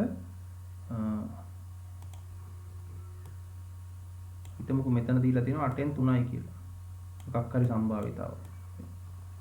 එහෙනම් මේ පැත්ත කීයද? 8න් 5යි. පැහැදිලිද? එතකොට මේ 5යි 3යි එකතු කරාම 8 වෙන විදිහට තමයි එන්න ඕනේ. මෙහෙම අපි රූප සටහනක අත්තක් තියෙනවා නම් මෙතන 7න් 2යි කියලා මේ පැත්ත කීයද? 7න් 5යි. මේ පැත්තට යන අත් 7න් 5ක් වෙනවා. මේ පැත්ත 7න් 2ක් වෙනවා. ප්‍රථමක සංඛ්‍යා දැනගන්න ඕනේ සංයුක්ත සංඛ්‍යා දැනගන්න ඕනෙත් නෑ. ඔයාලා මෙතනදී නිකම්ම ලියන්න පුළුවන් පිළිතුර 8න් 4යි කියලා. හරි. ඊළඟට රූපේ දී ඇති ABC ත්‍රිකෝණයේ AB BC AC පාද අතර සම්බන්ධයක් ලියන්න කියලා කියනවා. ත්‍රිකෝණේ ත්‍රිකෝණයන් දීලා තියෙන්නේ. AB BC AC පාද අතර සම්බන්ධයක් ලියන්න කියලා කියනවා. එතකොට මේකේ සම්බන්ධයක් කොහොමද ලියන්නේ? ත්‍රිකෝණික පාද අතර සම්බන්ධය මොකක්ද? මොන ප්‍රමේයද? පයිතගොරස් ප්‍රමේය. එහෙනම් පාද අතර සම්බන්ධය මොකද්ද? කර්ණයේ වර්ගය AC වර්ගය සමාන වෙනවා ඉතිරි පාද දෙකේ වර්ගවල එකතුවට. ඒ කියන්නේ AB වර්ගය ධන BC වර්ගය. මේකට අපි කියනවා පයිතගොරස් ප්‍රමේය කියලා. කර්ණයේ වර්ගය සමාන වෙනවා අනිත් පාදවල දිගවල වල වර්ගවල එකතුවට. කර්ණයේ වර්ගය කියන්නේ මේ AC පාදයේ දිගේ වර්ගය සමාන වෙනවා ඉතිරි පාද දෙකේ වර්ගයන්ගේ දිගවල වල දිගේ එකතුවට. ඊළඟ ගාන මේක මේ A සහ B වල අගේ අහන්නේ මේක මේ වෘත්ත චතුරස්‍ර පාඩම තියෙන්නේ 11 වසර පොතේ. මේක 11 පාඩම වෘත්ත චතුරස්‍රයක ඔයාලා දන්නවා සම්මුඛ කෝණ මොකද වෙන්නේ? පරිපූරක වෙනවා. තව එකක් තියෙනවා වෘත්ත චතුරස්‍රයක බාහිර කෝණය අභ්‍යන්තර සම්මුඛ කෝණයට සමානයි කියලා ප්‍රමේයන් දෙකක් තියෙනවා. එතකොට B වලගේ 110ට සමාන වෙනවා. මෙතන B කියන්නේ කෙලින්ම 110 කියලා ලියන්න පුළුවන්. හේතුව වෘත්ත චතුරස්‍රයක බාහිර කෝණය අභ්‍යන්තර සම්මුඛ කෝණයට සමානයි. ඊට පස්සේ A කියන්නේ එහෙනම් මෙතනින්ම ගන්න පුළුවන් මේක 110 නම් මේක අංශක 70යි කියලා. පැහැදිලි? ඒක ඇත්තටම මේ ප්‍රමේය දැනගන්න විතරයි ඕන. මේ දැනගත්තාම මේ ගාන හදන්න පුළුවන්. මේක වෘත්ත චතුරස්‍රය තියෙන 11 වසර පොතේ මට මතක විදියට මේකේ උත්තර දෙක මේක මේ පාඩම මේ වෙනකොට කියලා නැති අය ගැටලුවක් කරගන්න එපා. ඉතින් ඒක අපි ඉදිරියේදී මේ පාඩම කෙරෙන නිසා. ඊළඟ ගාන රූපේ දක්වා ඇති ඍජුකෝණාශ්‍රාකාර ඉඩමකි A සිට සෙන්ටිමීටර 30ක් දුරින් ද AB හා AD ට සම දුරින්ද ළිඳක් තැනිය යුතුව ඇත. එම ස්ථානයේ ලකුණු කරන්න. දැන් මේ A සිට සෙන්ටිමීටර් 30ක් දුරින් තමයි මෙන්න මේ ඡාපය ඇඳලා තියෙනවා. ඔයාලට පැහැදිලිව පේනවා ඇති. මේක හරියනම් මේ ඡාපය මේ ඇඳලා දෙන්න නැතුවත් ගාන දෙන්න පුළුවන්. A සිට සෙන්ටිමීටර් 30ක් දුරින් කියලා කිව්වම ඇත්තටම කියන්න බලන්න A ඉඳලා සෙන්ටිමීටර් 30ක් දුරින් තමයි මේ ලක්ෂය තියෙන්නේ. මෙන්න මෙතන මම මේ ලකුණු කරන ලක්ෂය තියෙන්නේ A ඉඳලා සෙන්ටිමීටර් 30ක් දුරින්. එතකොට එතන විතරද A ඉඳලා සෙන්ටිමීටර් 30 තියෙන්න පුළුවන්. එතන නෙමෙයි මේ ඒ කියන්නේ මේ දිග තියෙන මෙන්න මේ හැමතැනදීම මේ හැමතැනකම මේ A සිට සෙන්ටිමීටර් 30ක් තියෙනවා. දැන් මෙතන ඉඳන් මෙතෙන්ටත් සෙන්ටිමීටර් 30යි, මෙතන ඉඳන් මෙතෙන්ටත් සෙන්ටිමීටර් 30යි, මෙතන ඉඳන් මෙතෙන්ටත් සෙන්ටිමීටර් 30යි. මේ හැම ලක්ෂයක්ම සෙන්ටිමීටර් 30ක් දුරින් තියෙන A ඉඳලා. පැහැදිලිද? ඒක තමයි මේ ඡාපයෙන් දක්වලා තියෙන්නේ. එහෙනම් A සිට සෙන්ටිමීටර් 30ක් කියන එක මේකේ තියෙනවා. කියන්නේ මේ වෘත්තයක් ඇඳහම A සිට සෙන්ටිමීටර් 30ක් නෙන්නේ. අරය 30ක් වෙන වෘත්තයක් ඇඳුවොත් A ලක්ෂයේ ඉඳලා සෙන්ටිමීටර් 30ක් දුරින්. අපිට ඕන මේ කොටස නිසා මේ පොඩි කොටස විතරයි ඇඳලා තියෙන්නේ. ඊට පස්සේ කියනවා AB හා AD ට සම දුරින්. AB පාදයටයි මේකටයි මේ AD පාදයටයි සමාන දුරින් අඳින්න ඕන. ඒ කියන්නේ මේ කෝණයේ සමච්ඡේදකය. මෙහිම ඇඳාම මේ දෙපැත්ත සමාන වෙන විදිහට කෝණ දෙක සමාන වෙන විදිහට දෙපැත්තේ කෝණ දෙක සමාන වෙන විදිහට අපි කෝණය ඇඳුවොත් මේක අපි මෙහෙම කෝණ දෙක සමානයි කියලා ලකුණු කරලා තිබ්බනම් හරි. ඉරක් ඇඳලා.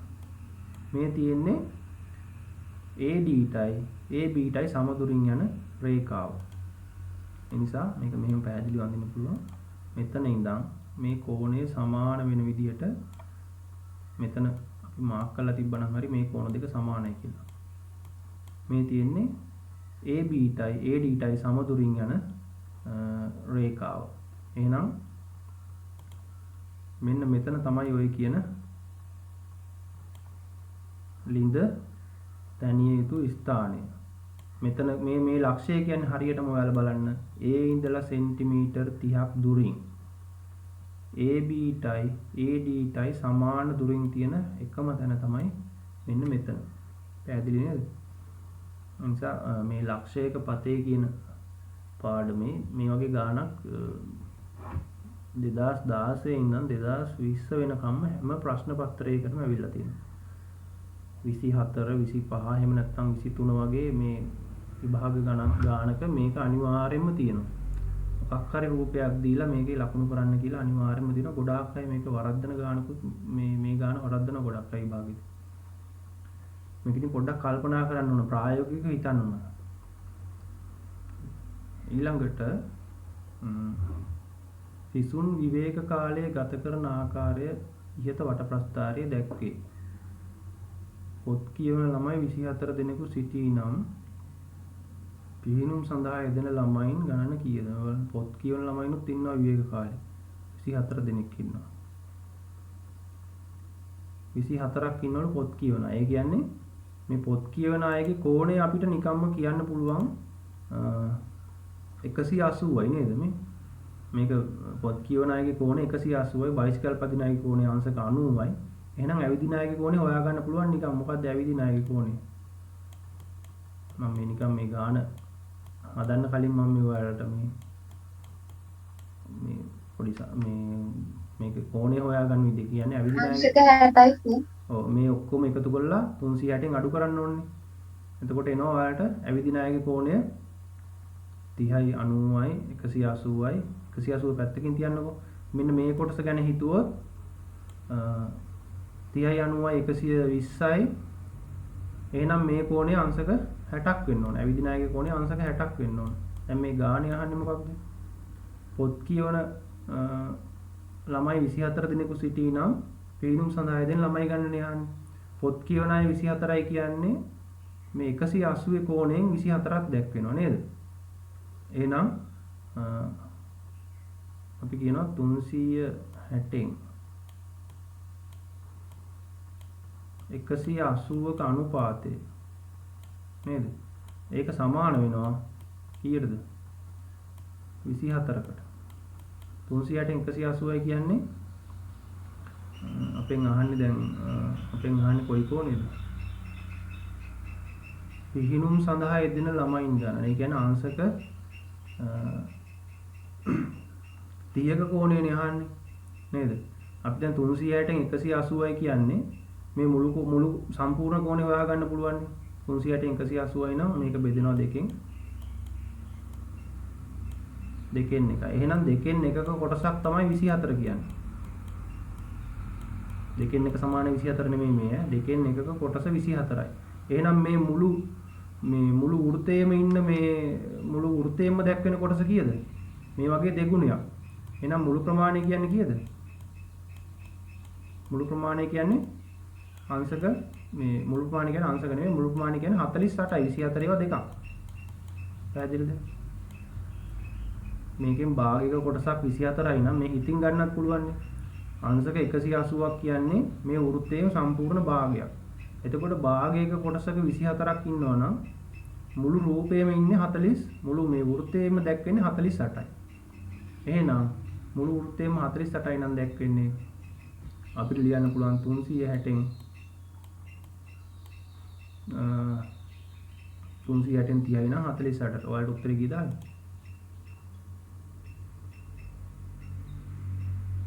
උත්තරේ 4ද?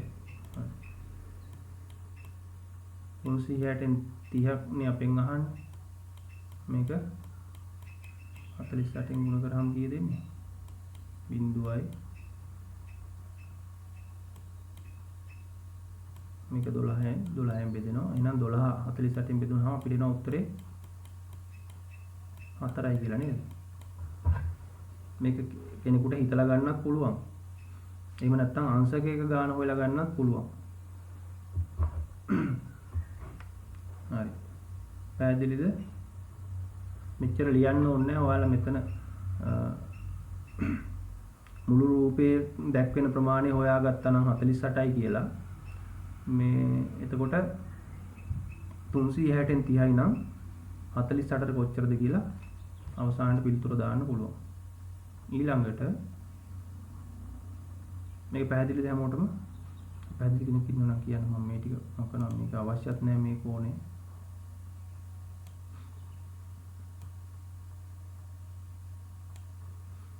මේ වෘත්තයෙන් හරි අඩකින් 24ක් දැක්වෙනවා. එහෙනම් මුළු වෘත්තයෙන්ම අංශක 360න්ම දැක්වෙනවා 48ක්. එහෙනම් 360න් 30ක කෝණය අපෙන් අහන්නේ. එහෙනම් 360න් 30යි නම්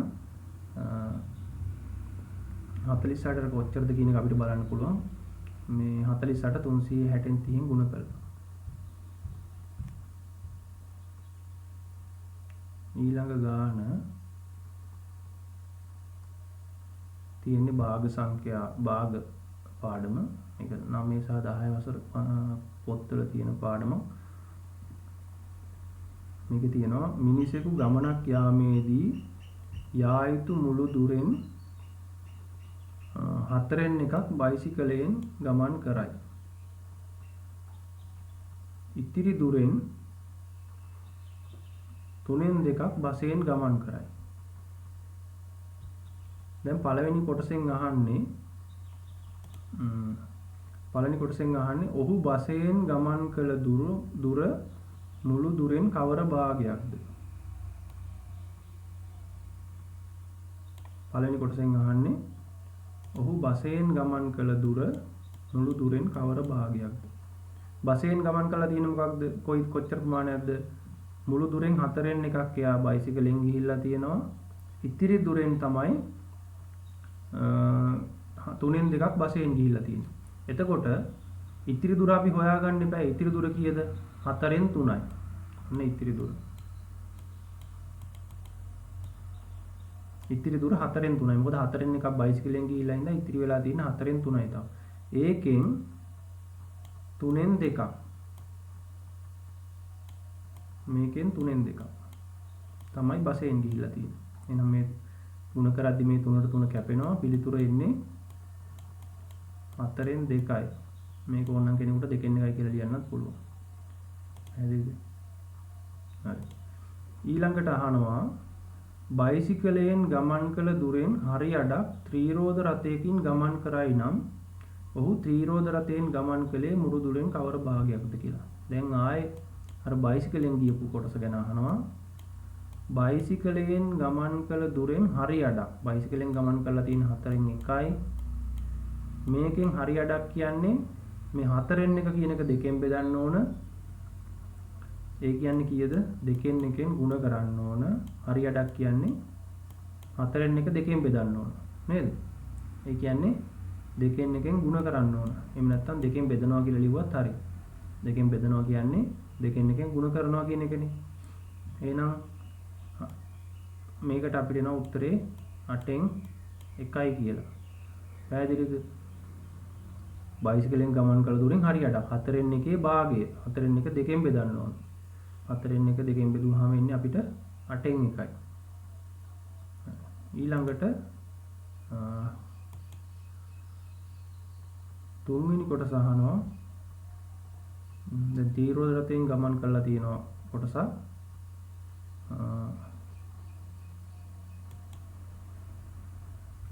ඊට පස්සේ අහනවා මුළු දුරෙන් ඊළඟට අහන්නේ මුළු දුරෙන් කවර භාගයක් තව ඉතිරි වී ඇද්ද කියලා. ඔන්න දැන් එයා ගියපු මේ ගමන ගිහිල්ලා තියෙන්නේ ඉස්සල්ලාම බයිසිකලෙන් 4න් 1ක් ගිහිල්ලා තියෙනවා. ඊළඟට අපි හොයාගත්තා බසයෙන් ගිහිල්ලා තියෙනවා 4න් 2ක්. නේද? ඊළඟට අපි හොයාගත්තා ආයෙත් ත්‍රිරෝධ රථයෙන් ගිහිල්ලා තියෙනවා 8න් 1ක්. එතකොට මෙන්න මේ කොටස් ටික තමයි මේ වෙනකොට එයා ගිහිල්ලා තියෙන දුර ප්‍රමාණය වෙන්නේ. එතකොට ඔයාලා දන්නවා 4න් 1යි 4න් 2යි එකතු කරාම 4න් 3යි. මේකට අපි 8න් 1ක් එකතු කරන්න ඕන. එහෙනම් මේකේ පොදු හරය ගන්න පුළුවන් 8යි 4යි පොදු හරය 8යි 8ට 4 වද 1යි දෙවරක් 3 6යි මෙතන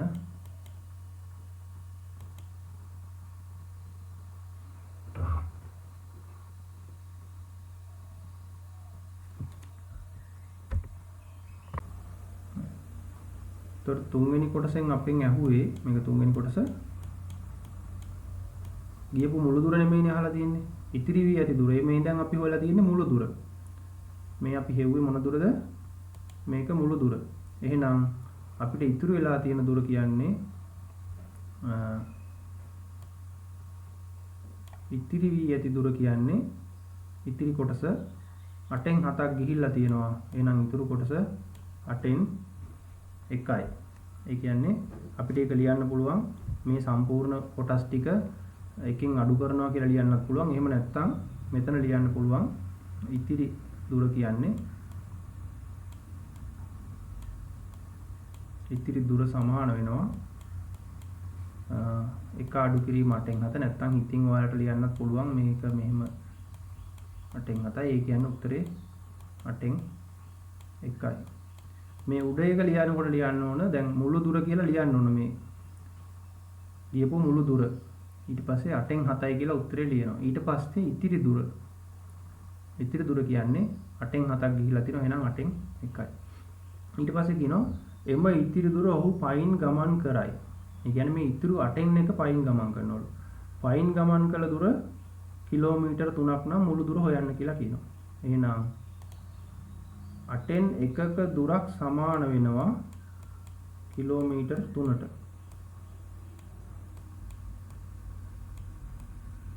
පැහැදිලිද? මේ 8න් 1 සමානයි කිලෝමීටර් 3 කියලා නෙමෙයි මම ලිව්වේ. 8න් 1ක දුර කොටස කිලෝමීටර් 3කට සමානයි කියලා ඔයාලා ලියන්න ඕන. මේ වගේ භාග්‍ය සංඛ්‍යාවක් අගයකට සමානයි කියලා දීලා තියෙනකොට මුළු ප්‍රමාණය හොයන්න කරන්න ඕන මේ දීලා තියෙන අගය භාග සංඛ්‍යාය පරස්පරයෙන් ගුණ කරනවා. එහෙනම් මුළු දුර කියන්නේ කීයද? 3 ගුණ කරන්න ඕන 8න් නේද? කීයද? 24යි කිලෝමීටර්. යම් කිසි දුරකින් 8න් 1ක් කිලෝමීටර් 3යි නම් එහෙනම් මුළු දුර කියන්නේ ඒ වගේ 8 ගුණයක් 24යි කිලෝමීටර්. පැහැදිලිද? ඊළඟට අපි මේ ගාන බලමු. මම හිතනවා මේක පැහැදිලි ඇති කියලා. ලියාගත්තේ නැති කෙනෙක් ඉන්නවා නම් මේ ටික ලියා ගන්න. මේ කොටස ඊළඟට තියෙන රූපය දැක්වෙන්නේ ගේට්ටු පියනක මැද සවිකර ඇති රටාවක කොටසකි.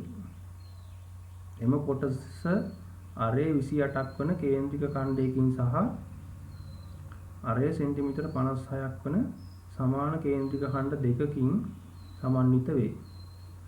මුළු රූපයේ පරිමිතිය හොයන්න කියලා කියනවා. හරි. එහෙනම් මුළු රූපයේ පරිමිතිය කියන්නේ ඔයාලට පේනවා මේකේ පරිමිතිය හොයනවා නම් පරිමිතිය කියන්නේ මොකද්ද මුළු රූපේ මෙන්න මේ සම්පූර්ණ දිග එන්න ඕන. මම අඳින ටික බලා ගන්න. පරිමිතිය මේ වටේ දිගනේ. ඊළඟට මේ චාප දිග එන්න ඕන. මේ පැත්තට මේ චාප දිග එන්නත් ඕන. ඊට මේ කොටස ඕන. මේ චාප දිගත් ඕන. ඊට පස්සේ මේ කොටස ඕන. ඔන්න ඔක තමයි මුළු රූපේ පරිමිතිය කියන්නේ. පැහැදිලිද? එහෙනම් ඔයාලට දිගවල් ගොඩක් හොයන්න තියෙනවා. එකක් තමයි මේ දෙපැත්තේ තියෙන කේන්ද්‍රික ඛණ්ඩ දෙක සමාන නිසා 45යි 45යි කියලා තියෙනවනේ කේන්ද්‍රික ඛණ්ඩ දෙකක්. මේ දෙක සමාන නිසා මේ එක කොටසක් හොයාගත්තා නම් මේ පැත්ත හොයාගන්න පුළුවන්. හරිද? එතකොට මේ එක කේන්ද්‍රික ඛණ්ඩයක අරේ 28 නිසා මෙතන ඉඳන් මෙතෙන්ට තියෙන දුර 28යි. මෙතන ඉඳන් මෙතෙන්ට තියෙන දුර 28යි. 56යි නේ. 56යි. එහෙනම් අපිට හොයාගන්න තියෙන්නේ මේ දිග. මේ දිග කියන්නේ කීයද? මේ දිග කියන්නේ ඇත්තට මේ සම්පූර්ණ දිග 56යි. 56න් 28ක් අඩු කරාම අපිට මේ දිග එනවා. 56 අඩු කිරීම 28 මේ දිග. ඒ කියන්නේ කීයද? 56න් 28ක් අඩු කරාම මේ දිග 56 අඩු කිරීම 28. 28මයි නේද?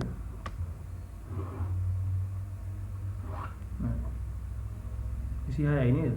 20 මේ ඔව් 20 මේ 28ම නේ. 28යි 28ට 56යි නේ. එතකොට මේ දිග 28යි කියලා එනවා. මේ දිග මම ලියන්න ඕනේ නැහැ මෙතන. එහෙනම් මේ දිගත් 28යි. ওই දිගද ඔය කියන්නේ මෙන්න මේ දිග. එහෙනම් මේ කොටසත් 28යි කියලා එනවා. එහෙනම් මේ පැත්තේ මේ කොටසත් 28යි. දැන් අපිට හොයාගන්න තියෙන්නේ මෙන්න මේ කේන්ද්‍රික ඛණ්ඩ දෙකේ චාප දිග විතරයි. එතකොට කේන්ද්‍රික ඛණ්ඩයක චාප දිග හොයන්නේ සූත්‍රය වල දන්නවා. පළවෙනි කොටස මම මේ හදන්නේ.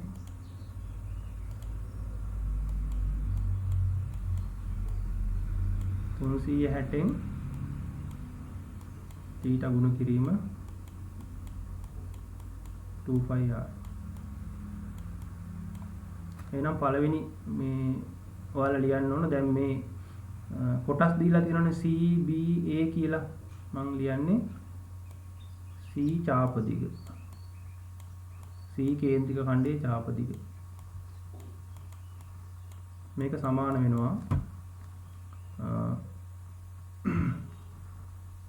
360න් 45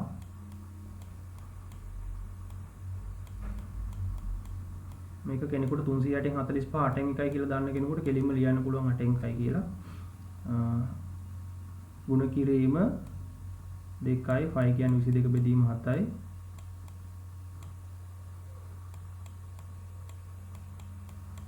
ඊට පස්සේ R කියන්නේ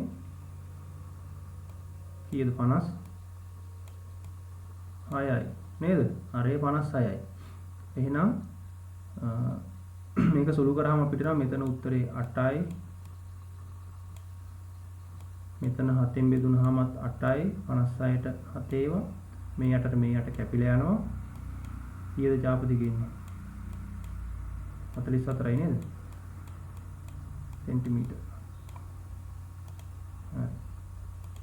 එහෙනම් C වල චාප දිග 44යි නම් A වල චාප දිගත් කීයද? A වල චාප දිගත් 44යි සෙන්ටිමීටර්. පැහැදිලිද? ඊළඟට දැන් අපි තව චාප දිගක් හොයාගන්න තියෙනවානේ මෙන්න මේ චාප දිග. දැන් මේ චාප දිග හොයන්න දෙයක්වත් නැහැනේ ඇත්තටම. නේද? අනේ හොයන්න වෙනවා මෙතන මේ අංශක 90 කෝණෙන් තියෙන්නේ. එතකොට දැන් මම නිකන් උදාහරණයක් විදිහට කියන්නම්. මෙන්න මේක හරියටම දෙකට බෙදුවොත් මේක දෙකට බෙදුවොත් මේක 45යි මේක 45යි නේද? එතකොට මේ අරය විතරක් මේකෙන් භාගයක් වෙලා තියෙනවා. එතකොට චාප දිගත් මේකෙන් භාගයක් වෙන්න ඕනේ. ඒක අපි හදලම ගමුකෝ. එහෙනම් මම ලියනවා මෙහෙම. දැන් අපි හොයන්නේ B කොටසේ චාප දිග.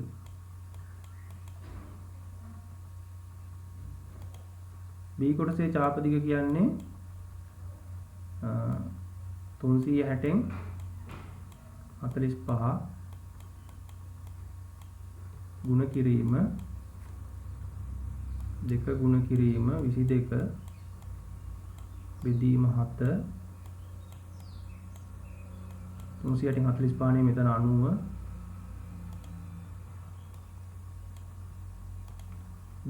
B කියන කේන්ද්‍රික ඛණ්ඩයේ ඕනේ අංශක 90යි නේ. එහෙනම් 360න් 90 අරය 28යි. මෙතන 90න් බෙදුනහම 4යි 28ට 7 ඒවත් 4යි 4ට 4 කැපිලා යනවා. උත්තරේ මෙතනත් 44යි. පැහැදිලිද? එහෙනම් අපිට මේ කොටස එනවා 44යි කියලා. මේ කොටස එනවා 44යි කියලා. මේ කොටසත් එනවා 44යි කියලා. මේ 44 ඒවා ආවේ කොහොමද? අපිට අර සූත්‍රයට ආදේශ කළා. මෙන්න මේ සූත්‍රයට ආදේශ කළා තමයි ආවේ. හරිද? දැන් පරිමිතිය ලියන්න පුළුවන්. ඔය ටික ඔක්කොම එකතු කරන්න ඕන. 44යි 44යි මෙතන 28යි. ඊට පස්සේ මෙතන එනවා 56යි 56යි. එකතු කරාම ඔයාලට එන්න ඕන පිළිතුර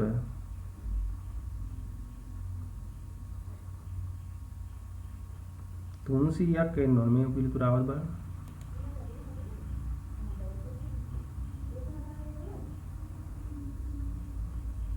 256 දාන්න. එකතු කරලා බලන්න. මම මෙතන ලියනවා 44 ඒවා 3යි.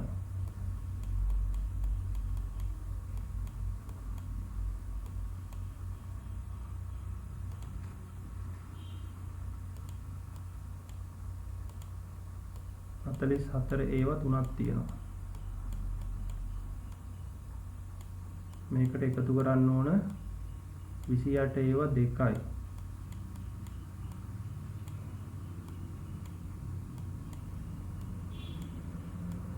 මේකට එකතු කරන්න ඕන 56යි 56යි. 56 112ක්. 28 ඒවා 2ක් 56යි යහපො. මේ ටික එකතු කරාම ඔක්කොම 300ක් එනවා නේද? ඔව් සර් 300යි. මම මෙතන එකතු කරන්න යන්නේ. ඔයාලා එකතු කරලා දාගන්න. පිළිතුර එන්න ඕන 300යි. 300යි ඒකක දාන්න සෙන්ටිමීටර් කියලා.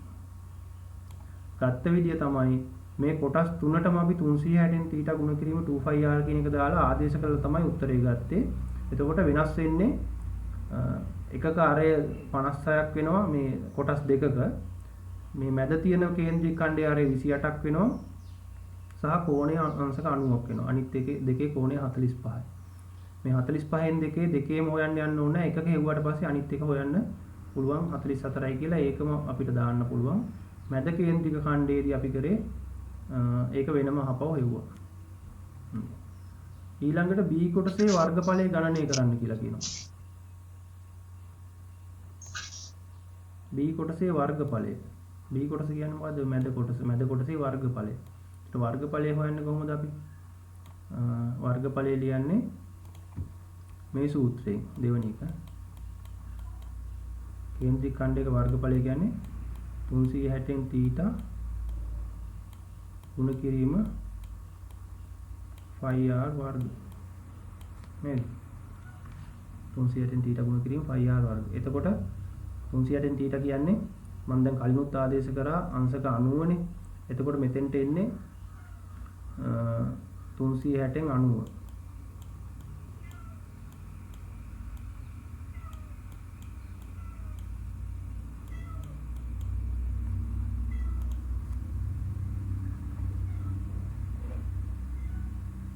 තුන්සියටෙන් 90 ගුණ කිරීම 22 බෙදීම 7 r කියන්නේ කීයද මැද කේන්ද්‍රික ඛණ්ඩයේ 28 28 ගුණ කිරීම 28 එහෙනම් මේක බෙදුනහම එන්නේ අපිට කලින් ආවනේ මේකට 4යි කියලා ඊට පස්සේ මෙතන 28 බෙදුනහම 4යි එහෙනම් මේ 4ට මේ 4 කැපුණා 22 ගුණ කරන්න ඕන 28න් ඒක 28න් ගුණ කරාම ඔයාලට උත්තරේ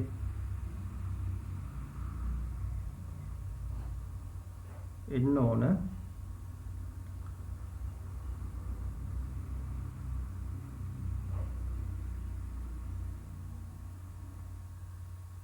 616යි කියලා.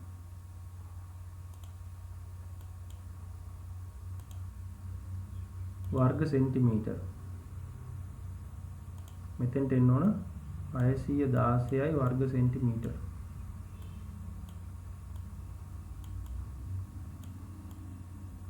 පැහැදිලිද?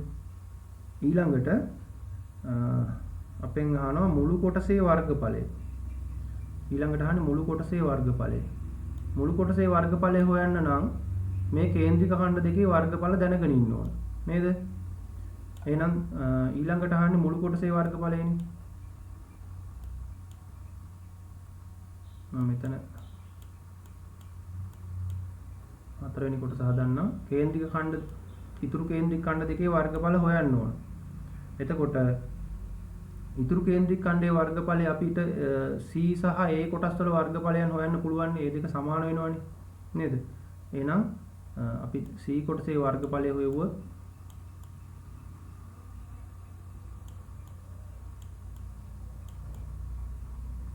නැත්තම් මුළු කොටසේ වර්ගඵලය කියලා ඔයාලට මේක එකපාර ලියන්නත් පුළුවන් මෙහෙම. එහෙම ලියන එක ලේසි. මුළු කොටසේ වර්ගඵලය මම මෙහෙම ලියනවා.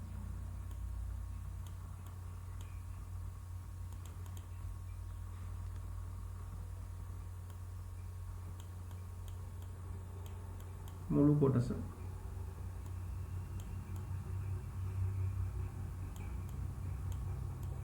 මුළු කොටසේ වර්ගඵලය කියන්නේ 616ට එකතු වෙන්න ඕන 616 අපි කලින් හොයාගත්තානේ 616ට එකතු වෙන්න ඕන මොකද්ද එක කොටසක් වෙනවා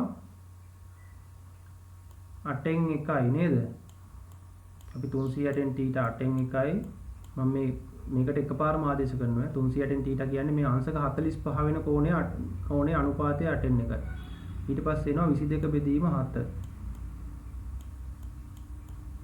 ඊට පස්සේ එනවා ඒකේ r කියන්නේ 56යි නේද එහෙනම් 56යි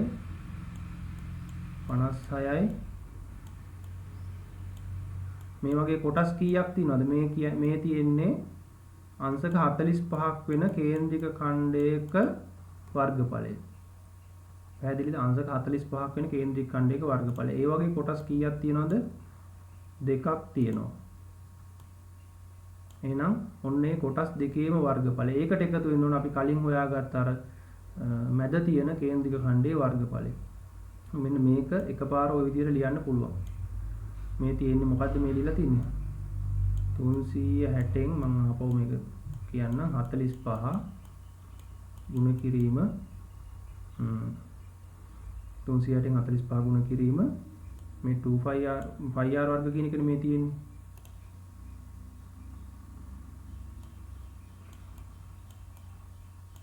එහෙනම් ඒ වගේ කොටස් දෙකක් තියෙනවා දෙකෙන් වැඩි කරලා තමයි මේ තියෙන්නේ එහෙනම් මෙතන ඔයාලට උත්තරේ එනවා සුළු කරාම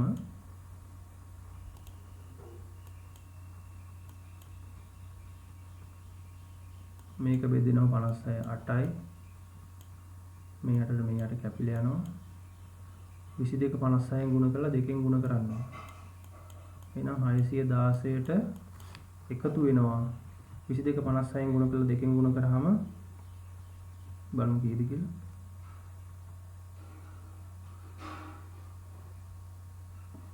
සම්පූර්ණ ඔයාලා මේ ටික එකතු කරලා ගන්න 22 56න් ගුණ කරලා දෙකෙන් ගුණ කරලා බලන්න මෙතෙන්ට එන උත්තරේ සම්පූර්ණ උත්තරේ එන්න ඕන මම වෙලා නැති නිසා උත්තරේ දානවා 3080යි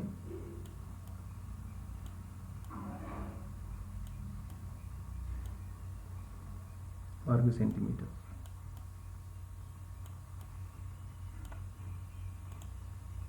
දැන් මේ හදලා තියෙනවා නම් තමයි ලේසි වාලේ. පැහැදිලිද? 3080ක් වෙනවා වර්ග සෙන්ටිමීටර්. ඊළඟට අහනවා රූපයේ මේක අහන්නේ දැන් මුළු රූපයේ වර්ගඵලය b කොටසේ වර්ගඵලයෙන් කී ගුණයක්ද කියලා අහන්නේ. b කොටසේ වර්ගඵලය 616යි මුළු රූපයේ වර්ගඵලය 3080යි. එහෙනම් කී ගුණයක්ද කියලා නේ අහන්නේ. මේක අපි උත්තරේ ලියලා ඉවර නෑ තාම. ඔන්න අපි අර b කොටසේ වර්ගඵලය හෙව්වා. ඊට පස්සේ a සහ c කොටස් වල වර්ගඵලය හොයලා එකතු කරා 3080යි. එතකොට මුළු රූපයේ වර්ගඵලය 3080 නම්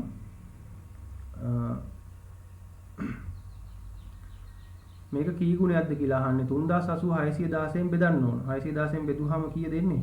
5යි. 3080 616න් බෙදන්න. එතකොට කී ගුණයක්ද කියලා කියන්නේ 3080 බෙදන්න ඕන 616න්.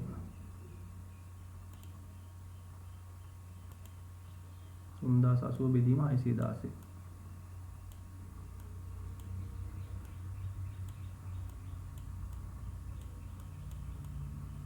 ඒ කියන්නේ අපිට එනවා 5 ගුණයක් කියලා. උත්තරේ 5 ගුණයක්. 5 ගුණයකි කියලා ලියන්න පුළුවන් උත්තර. හරිද? පැහැදිලි නේද? මේ මුලින්ම අපි පරිමිති හේවුවා මේ කේන්ද්‍රික ඛණ්ඩවල වර්ගඵල වෙන මෙවුවා. මේක ටිකක් දිග ගානක් ඈ. මුලින්ම අපි b කොටස හේවුවා. ඊට පස්සේ c කොටස සහ a කොටසේ වර්ගඵල දෙක එකතු කරා. එකතු කරලා ඒක b කොටසට එකතු කරාම 3080ක් ආවා. ඊට පස්සේ 3080 616න් බෙදුවම අපිට ආවා 5 ගුණයයි කියලා. දැන් අහනවා එකක් අවසාන කොටස PQ සරල වක්‍ර රේඛීය කොටස හැර රූපේ PQ සරල වක්‍ර රේඛීය කොටස හැර PQ කියන්නේ සරල රේඛීය කොටස හැර වක්‍ර කොටස් වල 4න් 4ට ඉතිරි සරල රේඛීය කොටස් වල සෙන්ටිමීටර 7න් 7ටද සුදු යකඩ වලින් සාදා ඇති කුඩා මල් ඇල්ලීමට අදහස් කරයි. එවිට අවශ්‍ය මල් ගණන තමයි අහන්නේ. එතකොට මේකේ බලන්න දැන් අපෙන් අහන්නේ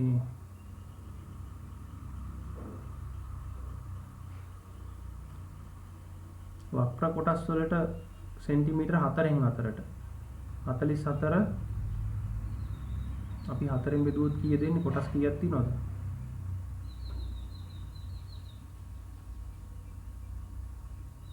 44 4න් බෙදුවොත් කොටස් දැන් මේකමනේ මේක කියන්නේ අපිට කියනවා මේ වක්‍ර කොටස් දැන් මෙහෙම හිතන්නකො මෙන්න මෙහෙම දැන් අපි මේක මොකක් හරි දිගක් ගත්තාම මේක අපිට බෙදා ගන්න ඕනේ යම්කිසි කොටස් ප්‍රමාණයකට අපි හිතමු මේක එකයි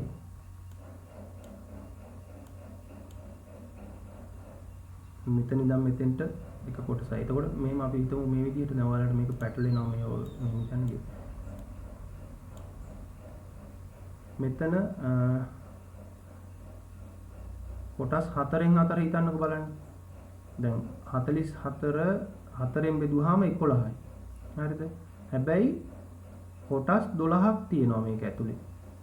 දැන් මෙහෙම හිතුවොත් මම එහෙම කියන්නම් 6 මේකේ දිග සම්පූර්ණ දිග 6යි. මේක මට බෙදා ගන්න ඕන 3න්. 3න් බෙදුවාම 3න් 3ට. 3න් 3ට නේ 2න් 2ට බෙදන්න බලන්න. 2න් 2ට බෙදුවොත් මෙතෙන්ටයි මෙතෙන්ටයි එන්නේ.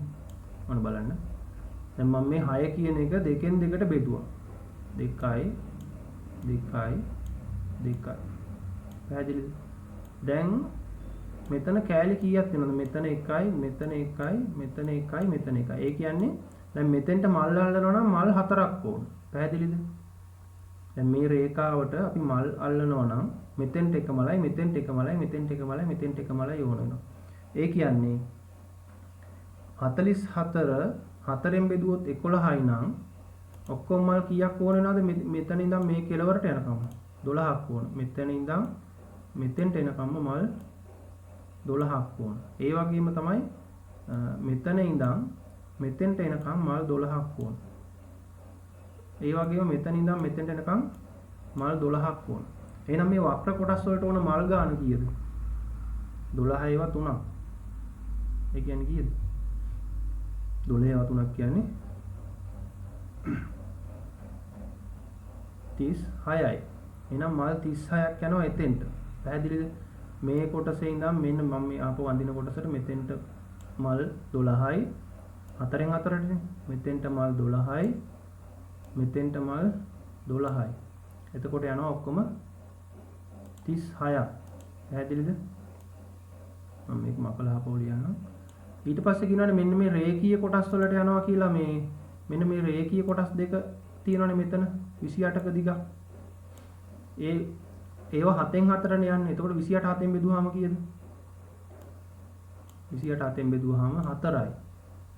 4ක් වුණාට අපි මෙන්න මේ කොටස් දෙකටම මල් මෙතන අල්ලලානේ තියෙන්නේ. මෙතන මේ කොටසටයි මේ කොටසටයි මල් දෙකක් අපි දැන් අර වක්‍ර මේ රේඛීය කොටස් වලදී අපිට මේ මල් දෙක ගණන් ගත්තා මෙතෙන්ට. එහෙනම් මෙතන තව තියෙන්නේ මල් 3ක් අල්ලන්න. මෙතනටත් මල් 3ක් අල්ලන්න. එහෙනම් ඔක්කොම එනවා 12. වක්‍ර කොටස් වලට 12 ඒවා 3ක් එනවා. ඊට පස්සේ මෙන්න මේ සරල රේඛීය කොටස් දෙකට මෙන්න මේ 28 දිගට 7 ඒවා 7ෙන් බෙදුවාම අපිට කොටස් 4 4 ආවේ. දෙපැත්තෙම දෙකක් තියෙන නිසා මෙතෙන්ට එන්නේ 3යි මෙතෙන්ට 3යි. ඔක්කොම එනවා 42ක්. මේ වගේ ගණන් අර මේ ශිෂ්‍යත් විභාගයටත් ඇවිල්ලා තියෙනනේ මේ රවුමක් දීලා රවුමක කොටස් වලට බෙදලා කොටස් කීයක් තියෙනවද වගේ. ඒතකොට මේක පොඩ්ඩක් හිතලා ගන්න ඕන එකක්. මේක මේ ගාන හදන ක්‍රමයක් කියලා ඔයාලට ලියන්න අවශ්‍ය නැහැ. මේ එක වක්‍ර රේඛීය කොටසක හොයාගත්තාම ඉතුරු කොටස හොයා ගන්න පුළුවන්. ඊට පස්සේ මේකත් හොයා ගන්න පුළුවන්.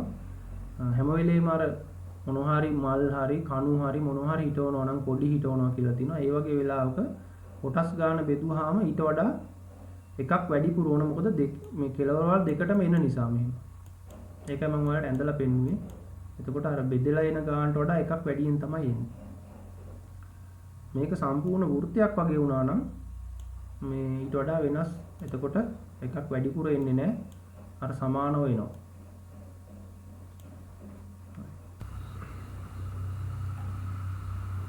හරි අපි බලමු මේ තුන්වෙනි ගාන. එක්තරා පළාත් පාලන ආයතනයක් මගින් රුපියල් 75000ක් ලෙස තක්සේරු කර ඇති නිවසක් සඳහා වරිපණම් බදු ලෙස කාර්තුවකට 1125ක් අය කරනු ලබයි. අපෙන් පළවෙනි කොටසේ අහනවා වර්ෂයක් සඳහා මෙම නිවසට ගෙවිය යුතු වරිපණම් බදු මුදල කීයද? එතකොට කාර්තුවක මුදල දීලා අවුරුද්දක ගෙවිය යුතු ගාණ අහනවා නම් අපි දන්නවා කාර්තුවක් කියන්නේ මාස 3ක්. ඒ කියන්නේ අවුරුද්දකට කාර්තු 4ක් තියෙනවා. එහෙමනම් 1125 අපි ගුණ කරා නම් 4ෙන් අපිට ලැබෙනවා ඔය කියන අවුරුද්දක වරිපණම් බදු මුදල 1125 අපි 4ෙන් ගුණ කරාම අපිට ලැබෙනවා පිළිතුර රුපියල් අපි ගුණ කරමු 4 වරක් 20 බිංදුව ඉතුරු 2යි 4 වරක් 2 8යි 8යි 2යි 10න් බිංදුව ඉතුරු 1යි 4 වරක් 1 4යි 1යි 5යි රුපියල් 4500යි කියලා අපිට ලැබෙනවා අවුරුද්දක මුදල. ඒ කියන්නේ මේ කාර්තුවකට ගෙවන්න තියෙන මුදල 4ෙන් ගුණ කරාම අපිට අවුරුද්දක වරිපණම් බදු මුදල ලැබෙනවා. ඊළඟ ප්‍රශ්නේ අහන්නේ පළාත් පාලන ආයතනය මගින් වරිපණම් බදු අය කරන ලද ප්‍රතිශතය. අපි ප්‍රතිශතය හොයන්න නම් අපි මුළු මුදලයි ගෙවන බදු මුදලයි දැනගත්තාම අපිට ප්‍රතිශතය හොයන්න පුළුවන්. එහෙමනම් ප්‍රතිශතය හොයන්නේ අපි දන්නවා මුළු මුදල රුපියල් 75000යි. මුළු මුදල රුපියල් 75000යි. ඒ නිසා අපිට ලියන්න පුළුවන් 75000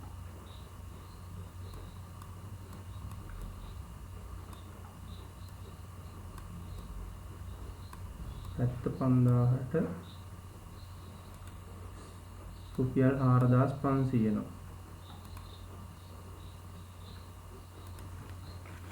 75000ට රුපියල් 4500 නම්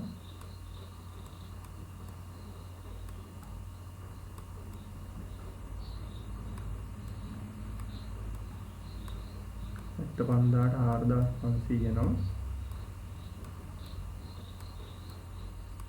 100ට කොච්චරද? කියන්නේ අපි 100ට ගුණ කරාම හරි 100ට 100 ප්‍රතිශතයෙන් ගුණ කරාම අපිට උත්තරේ ලැබෙනවා. එතකොට මේක සුළු කරාම ආලට එනවා. එතන බිංදුවක් කැපෙනවා. පිළිතුර එනවා 475න් බෙදුනාම 100ට 6යි කියලා.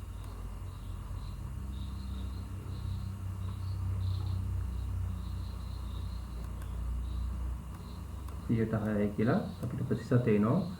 අවුරුද්දකට ගෙවන වරිපණම් බදු ප්‍රතිශතය. අවුරුද්දක සඳහා වරිපණම් බදු ප්‍රතිශතය. ඊට පස්සේ කියනවා ඊළඟ වසරේදී වරිපණම් බදු ප්‍රතිශතය 102කින් වැඩි වන්නේ නම් වරිපණම් බදු ලෙස ගෙවිය යුතු මුදල. දැන් 106 තියෙන එක 102ට වැඩි වෙනවා. ඒ කියන්නේ 102කින් වැඩි වෙනකොට මේක 108ක් වෙනවා.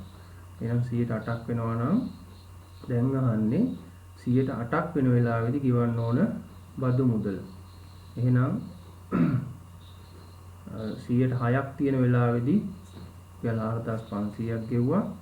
එහෙනම් 108ක් තියෙන වෙලාවෙදී ගෙවන්න ඕන මුදල අපිට හොයන්න පුළුවන් 75000 ගුණ කරනවා 108න්.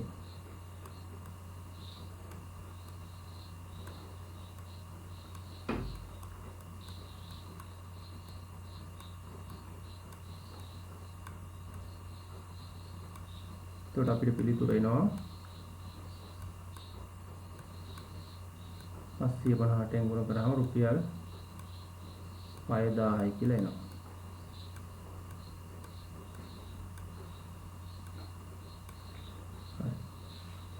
ඊළඟට මෙම වසරට වඩා ලබන වසරේ කාර්තුවක් සඳහා වැඩිපුර ගෙවිය යුතු මුදල කොපමණද? එතකොට දැන් මේ අවුරුද්දේ 125යි අපි කාර්තුවකට ගෙවන්නේ. දැන් රුපියල් 6000ක් ගෙවන්න වෙන අවුරුද්දේ කාර්තුවකට වැඩිපුර ගෙවන මුදල කීයද කියලා තමයි ඒ අහන්නේ. ඒ කියන්නේ දැන් මේ අවුරුද්දේ දැනට අපි රුපියල් 1125ක් ගෙවනවා කාර්තුවකට. අවුරුද්දකට නම් 4500යි. එතකොට ඊළඟ වසර සඳහා කාර්තුවකට කොච්චරක් මේ ගෙවනවද කියලා අපි මුලින්ම හොයා ගන්නවා. එහෙනම් කාර්තුවකට ගෙවන මුදල කියන්නේ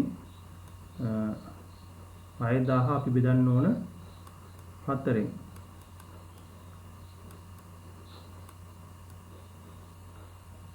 කාර්තුවකට ගෙවන මුදල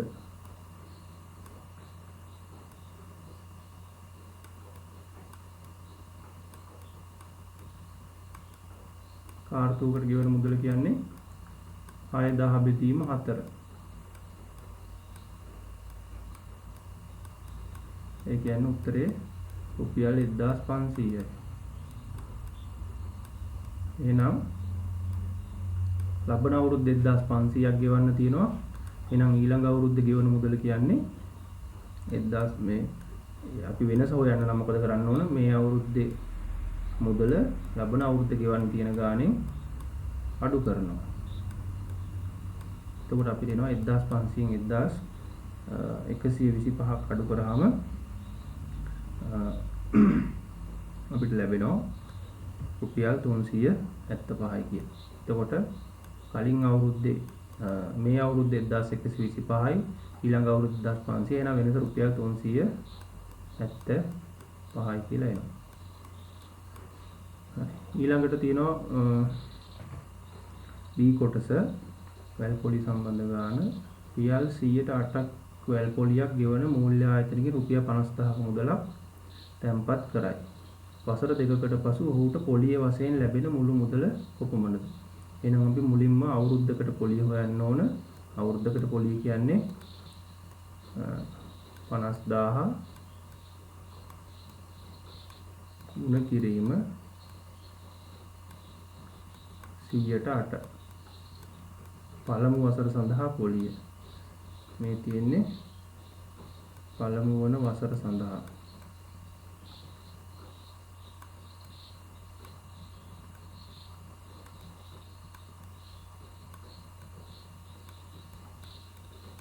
දා ගුණ කරන්න ඕන 100ට 8.2ක් කැපෙනවා. ඊට පස්සේ අහන්නේ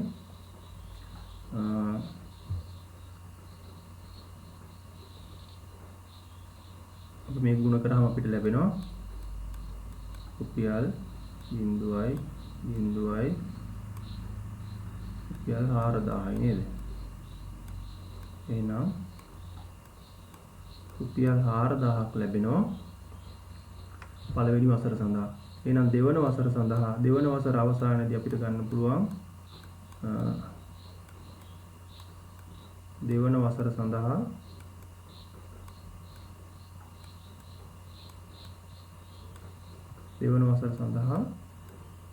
අපි දැන් පොලිය බලන්නේ 5000ට නෙමෙයි 50000ට නෙමෙයි 54000ට. වැල් පොලිය හිමනේ. ඒකට 54000ට තමයි අපි පොලිය බලන්නේ.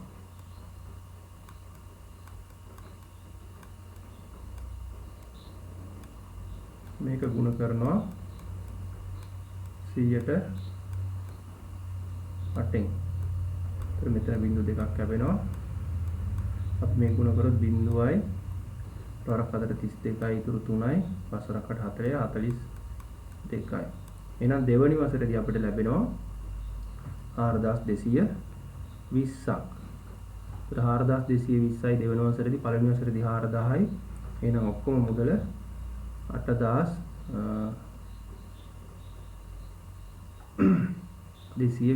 පළවෙනි වසරේදී අපිට 4000යි දෙවෙනි වසරේදී අපි බලමු ගුණ කළා මේක හරිද කියලා. 8 වරක් 0යි 8 වරක් 4 32යි ඉතුරු 3යි 8 වරක් 5 40යි. මෙතන එනවා 43යි 4320යි. එහෙනම් මුළු පොලිය අපිට ලැබෙනවා 4320 සහ 4000 එකතු. ඒ කියන්නේ රුපියල් 8320යි. එතකොට මෙන්න මේ පිළිතුර ලැබෙන්නේ. මේක තව ක්‍රමයකට ගන්න පුළුවන්. මෙන්න මේ විදිහට ඕනනම් ගන්න පුළුවන්. අපි දන්නවා වැල් පොලිය හදනකොට වසර දෙකක් අවසානයේදී අපිට මුළු මුදල හොයන්න පුළුවන්. පොලියක් එක්ක මුළු මුදල ඒක හොයන්නේ මෙන්න මේ විදිහට මුදල 50000යි නම්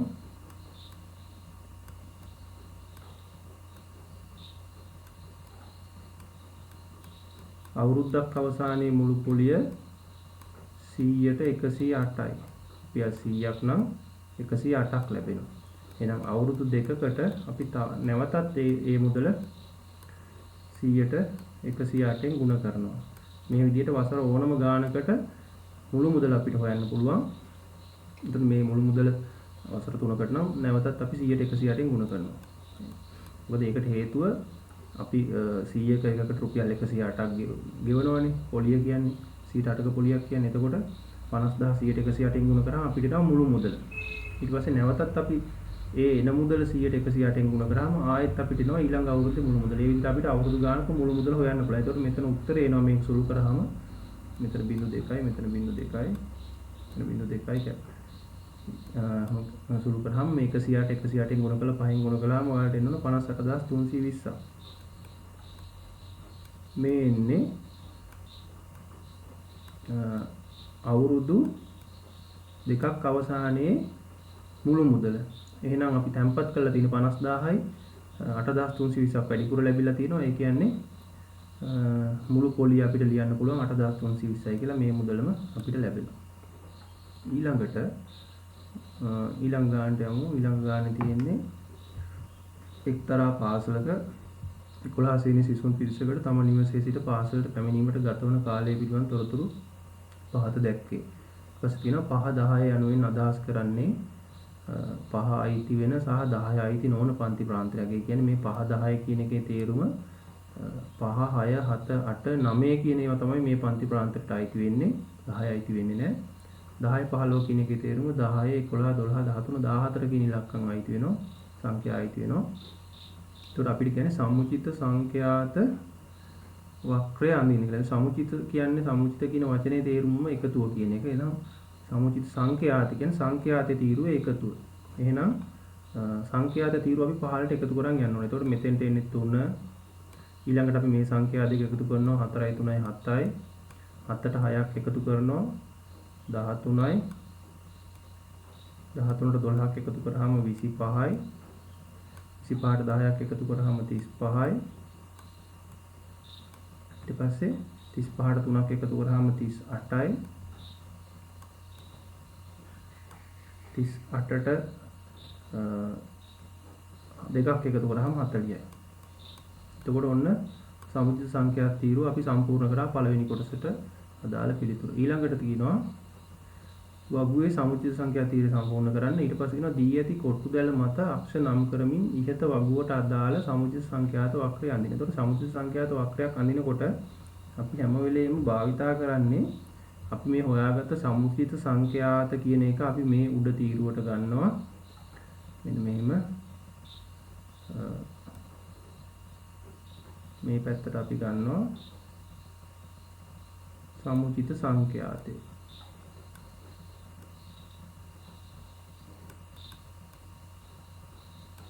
සමුචිත සංඛ්‍යාතය තමයි මේ පැත්තේ අපි ලකුණු කරන්නේ.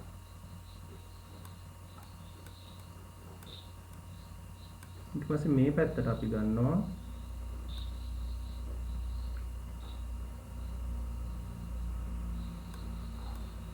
මේ පැත්තට ගන්නවා පන්ති ප්‍රාන්තරය. කියන්නේ අපි දන්නවා කාලයනේ අපිට මේක දීලා තියෙන. එතකොට කාලය ඕනම් මිනිත්තු කියලා ලියන්න පුළුවන්. දැන් අපි සමුචිත සංඛ්‍යාතයේ උඩ ලියා ගන්නවා. අපිට තියෙන්නේ 3 ඉඳන් 40ට එනකන් අගයන්. අපිට එimhe 3 ඉඳන් 40 වෙනකන් සමාන කොටස් වලට බෙදා ගන්න බැරි හින්දා අපිට ගන්න පුළුවන් වුණා 5 10 කියලා. මෙතන 5 10 15 20 25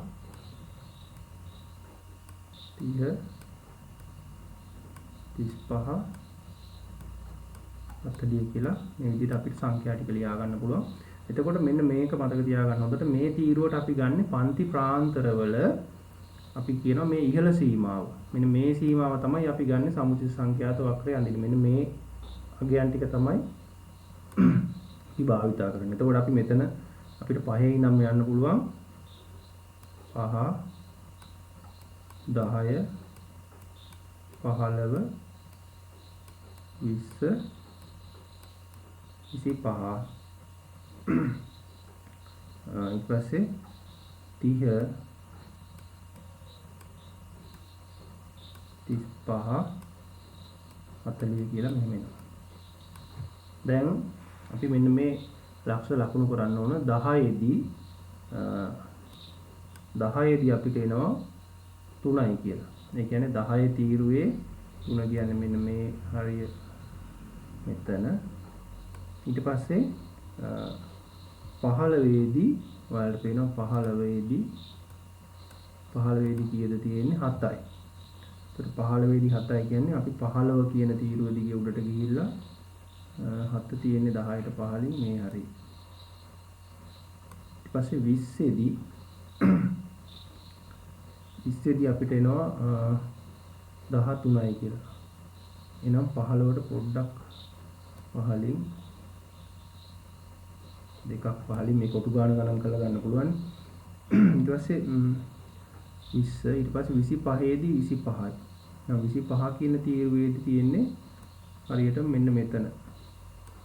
ඊට පස්සේ 30ේදී 35යි. 30ේදී තියෙන්නේ 35යි මෙන්න මෙතන. ඊට පස්සේ මෙහෙම රවුම් කරගමු මෙතන.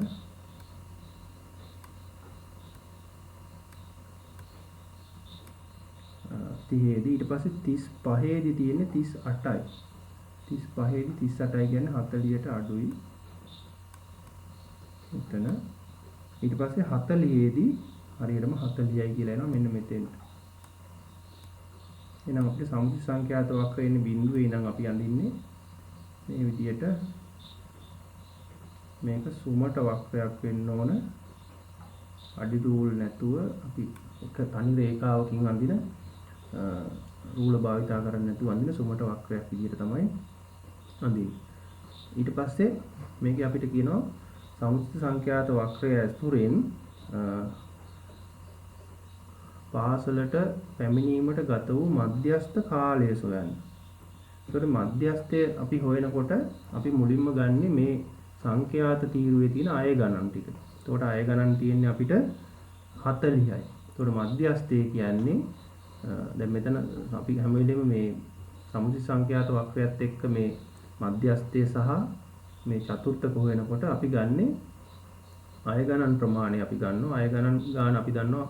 ඒ කියන්නේ දැන් සංඛ්‍යාත තීරුවේ ඔක්කොම අගයන් 40ක් තියෙනවා නේද? 3 7 5 මේ ටික එකතු කරාම 40. එහෙම නැත්නම් ඔයාලට මේ ටික සම්පූර්ණ පහළට එකතු කරාම 40යිනේ. එහෙනම් අගයන් 40ක් තියෙනවා.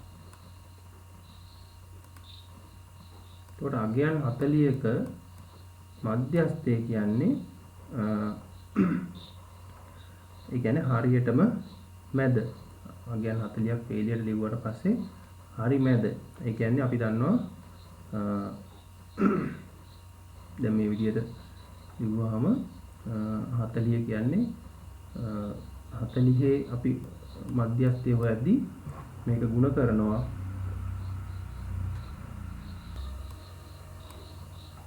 එතකොට අය ගණන් 40යි තියෙන්නේ සංඛ්‍යාත තීරුවේ. එතකොට අපි දන්නවා සංඛ්‍යාතය හොයනකොට මේ විශාල අගයන් ප්‍රමාණයක් තියෙනකොට අපි මධ්‍යස්ථය හොයද්දී මධ්‍යස්ථයට අපි කියනවා Q2 කියලා. දෙවන චතුර්ථකය. ඊට පස්සේ පළවෙනි චතුර්ථකය කියලා අපි කියනවා ඊට කලින් හොයන එකට. ඊට පස්සේ Q3 කියලා අපි චතුර්ථක තුනක් හොයනවානේ මේකේ මධ්‍යස්ථය කියන්නේ Q2 කියන එක. අපි Q2 හොයනකොට සූත්‍රයක් තියෙනවා. සංඛ්‍යාත තීරුවේ ඇති මුළු මේ ගණඩට එකක් එකතු කරලා දෙකෙන් බෙදුවාම මධ්‍යස්ථය ලැබෙනවා. මධ්‍යස්ථය ඊටන ස්ථානය ලැබෙනවා. එතකොට මේ වක්‍රය නිවැරදිව ඇන්දොත් අපිට 40ට එකක් එකතු කරලා දෙකෙන් බෙදුවාම එහෙම නැත්නම් දෙකෙන් එකෙන් ගුණ කරාම අපිට ලැබෙන්නේ 20.5යි කියලා. ඒ කියන්නේ මේක අපිට ආසන්න වශයෙන් මේ වක්‍රයේ හැටියට මේ 20.5 කියන්නේ 20ත් 21ත් අතර තියෙන රේඛාවක නිසා අපිට 20 කියන එකම පාවිච්චි කරන්න පුළුවන්. 20 ගත්තා කියලා වැරද්දක් නැහැ. එතකොට අපි බලන්නේ මේ 20 තියෙන තැන වක්‍රයේ පන්ති ප්‍රාන්තර තීරුව නැත්නම් කාලයේ තීරුවේ අගය මේක ප්‍රස්ථාරයේ හැටියට අපිට හරියටම බලා ගන්න පුළුවන්. ප්‍රස්ථාරය නිවැරදි ඇඳුවොත් මෙතෙන්ට එන්න ඕන 23 දී තමයි මේක හරියටම සමපාත වෙන්නේ. එහෙනම් පළවෙනි ප්‍රශ්නෙට උත්තරේ අපිට එන්නේ 23 කියලා ප්‍රස්ථාරය නිවැරදිව ඇඳුවොත්. මේක වරදින්නේ නැහැ දශමයක් එහාට මෙහාට වුණා කියලා. දැන් අපි 20.5ක් තියෙන තැනින්ම රේඛාව ඇඳුවොත් එහෙම ඒත් මේ 23ට ආසන්න අගයක් තමයි එන්නේ. ඊළඟට අපිට කියනවා මේ පළමුව හා තුන්වන චතුර්ථක සොයා ඒ ඇසුරෙන් අන්තස් චතුර්ථක පරාසය සොයන්න. එතකොට පළමුවන චතුර්ථකයේ හොයද්දී අපි කරන්නේ 40ට එකක් එකතු කරලා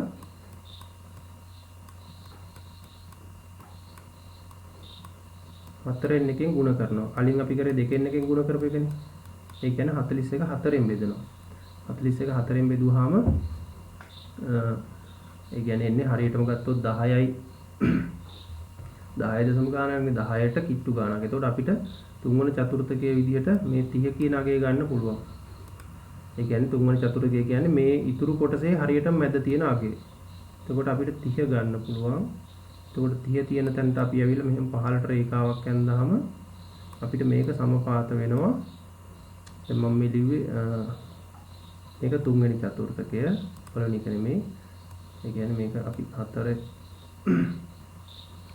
පළවෙනි චතුර්ථකය කියන්නේ මෙතන පළවෙනි චතුර්ථකය කියන්නේ මේ 20ත් බිඳුවත් අතර තියෙන හරියටම මැද තියෙන අගය හොයලා ඒක පිහිටන ස්ථානය බලන්න ඕන. ඒ කියන්නේ හරියටම මෙන්න මෙතන 10 තමයි අපිට n10ට සමාන අගයක් තමයි එන්නේ. දශම ගාණක් එහාට මෙහාට වෙනවා. ඒක ගැටලුවක් නෑ.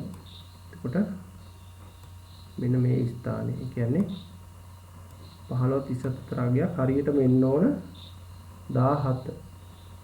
එහෙනම් මෙතෙන්ට එන්න ඕන Q1 17. Q3 එන්න ඕන මේ 30 රේඛාව පිටින තැන 25 37 අතරනේ. ඒකට 25 37 අතර තියෙන්නේ අපිට එන්න ඕන 27 මෙතෙන්ට. 27 හෝ ඊට ආසන්න අගයක්. එතකොට අන්තස් චතුර්ථක පරාසය කියන්නේ Q3 අඩු කිරීම Q1.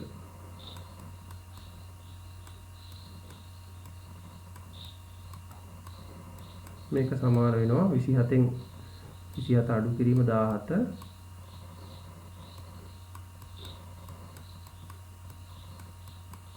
සමානයි 10යි. එතකොට අන්තස් චතුර්ථක පරාසය කියන්නේ 10යි. මේ අපි හැම වෙලෙම මේ මධ්‍යස්ථය හොයද්දී හොඳට මතක තියාගන්න මේ සමුචිත සංඛ්‍යාත තීරුවෙන් අපි සංඛ්‍යාත තීරුවේ තියෙන මැදාගය ඊට පස්සේ පළවෙනි කොටසේ මැදාගය 10 මේ තියෙන කොටස් තුනකට බෙදාගත්තට පස්සේ ඒ කොටස් දෙකකට බෙදාගෙන ඒ පළවෙනි කොටසේ මැදාගය අපි එකක් ගන්නවා ඊට පස්සේ හරි මැදාගය ගන්නවා ඊට පස්සේ දෙවෙනි කොටසේ මැදාගය කියලා තව එකක් ගන්නවා. ඒ අවස්ථා තුන තමයි අපි චතුර්ථක කියලා කියන්නේ. එතකොට ඒ අවස්ථාවල මධ්‍යස්ථයේ පිහිටන ස්ථානය තමයි අපි මේ වක්‍රයෙන් හොයාගන්නේ. ඒ කියන්නේ 10 කියන සංඛ්‍යාතයේ තීරුවේ 10 කියන අගයට අනුරූප මේ කාලය එහෙම නැත්නම් පන්ති ප්‍රාන්තර තීරුවේ අගය හොයනවා. ඊට පස්සේ 20 තීරුවට අනුරූප අගය මෙතනින් හොයනවා සහ 30 තීරුවට අනුරූප අගය අපි හොයනවා. ඊට පස්සේ ඒකට අපි කියනවා චතුර්ථක හොයනවා කියලා. එතකොට මේ දෙවන චතුර්ථකය කියන්නේ මධ්‍යස්ථය. අපි ඒකට Q2 කියලා කියනවා. Q1 කියන්නේ පළවෙනි චතුර්ථකය, Q3 කියන්නේ තුන්වෙනි චතුර්ථකය. එතකොට මේ සමුචිත සංඛ්‍යාතවල මේ වගේ ගාණක් තමයි සාමාන්‍ය විභාගයට එන්න පුළුවන්. එතකොට මේ කියන ප්‍රශ්න ටික තමයි සමුචිත සංඛ්‍යාත වක්‍රය ආශ්‍රයෙන් ඔයාලගෙන් අහන්නේ. ඊළඟට අපි කුලක ගානට ගියොත්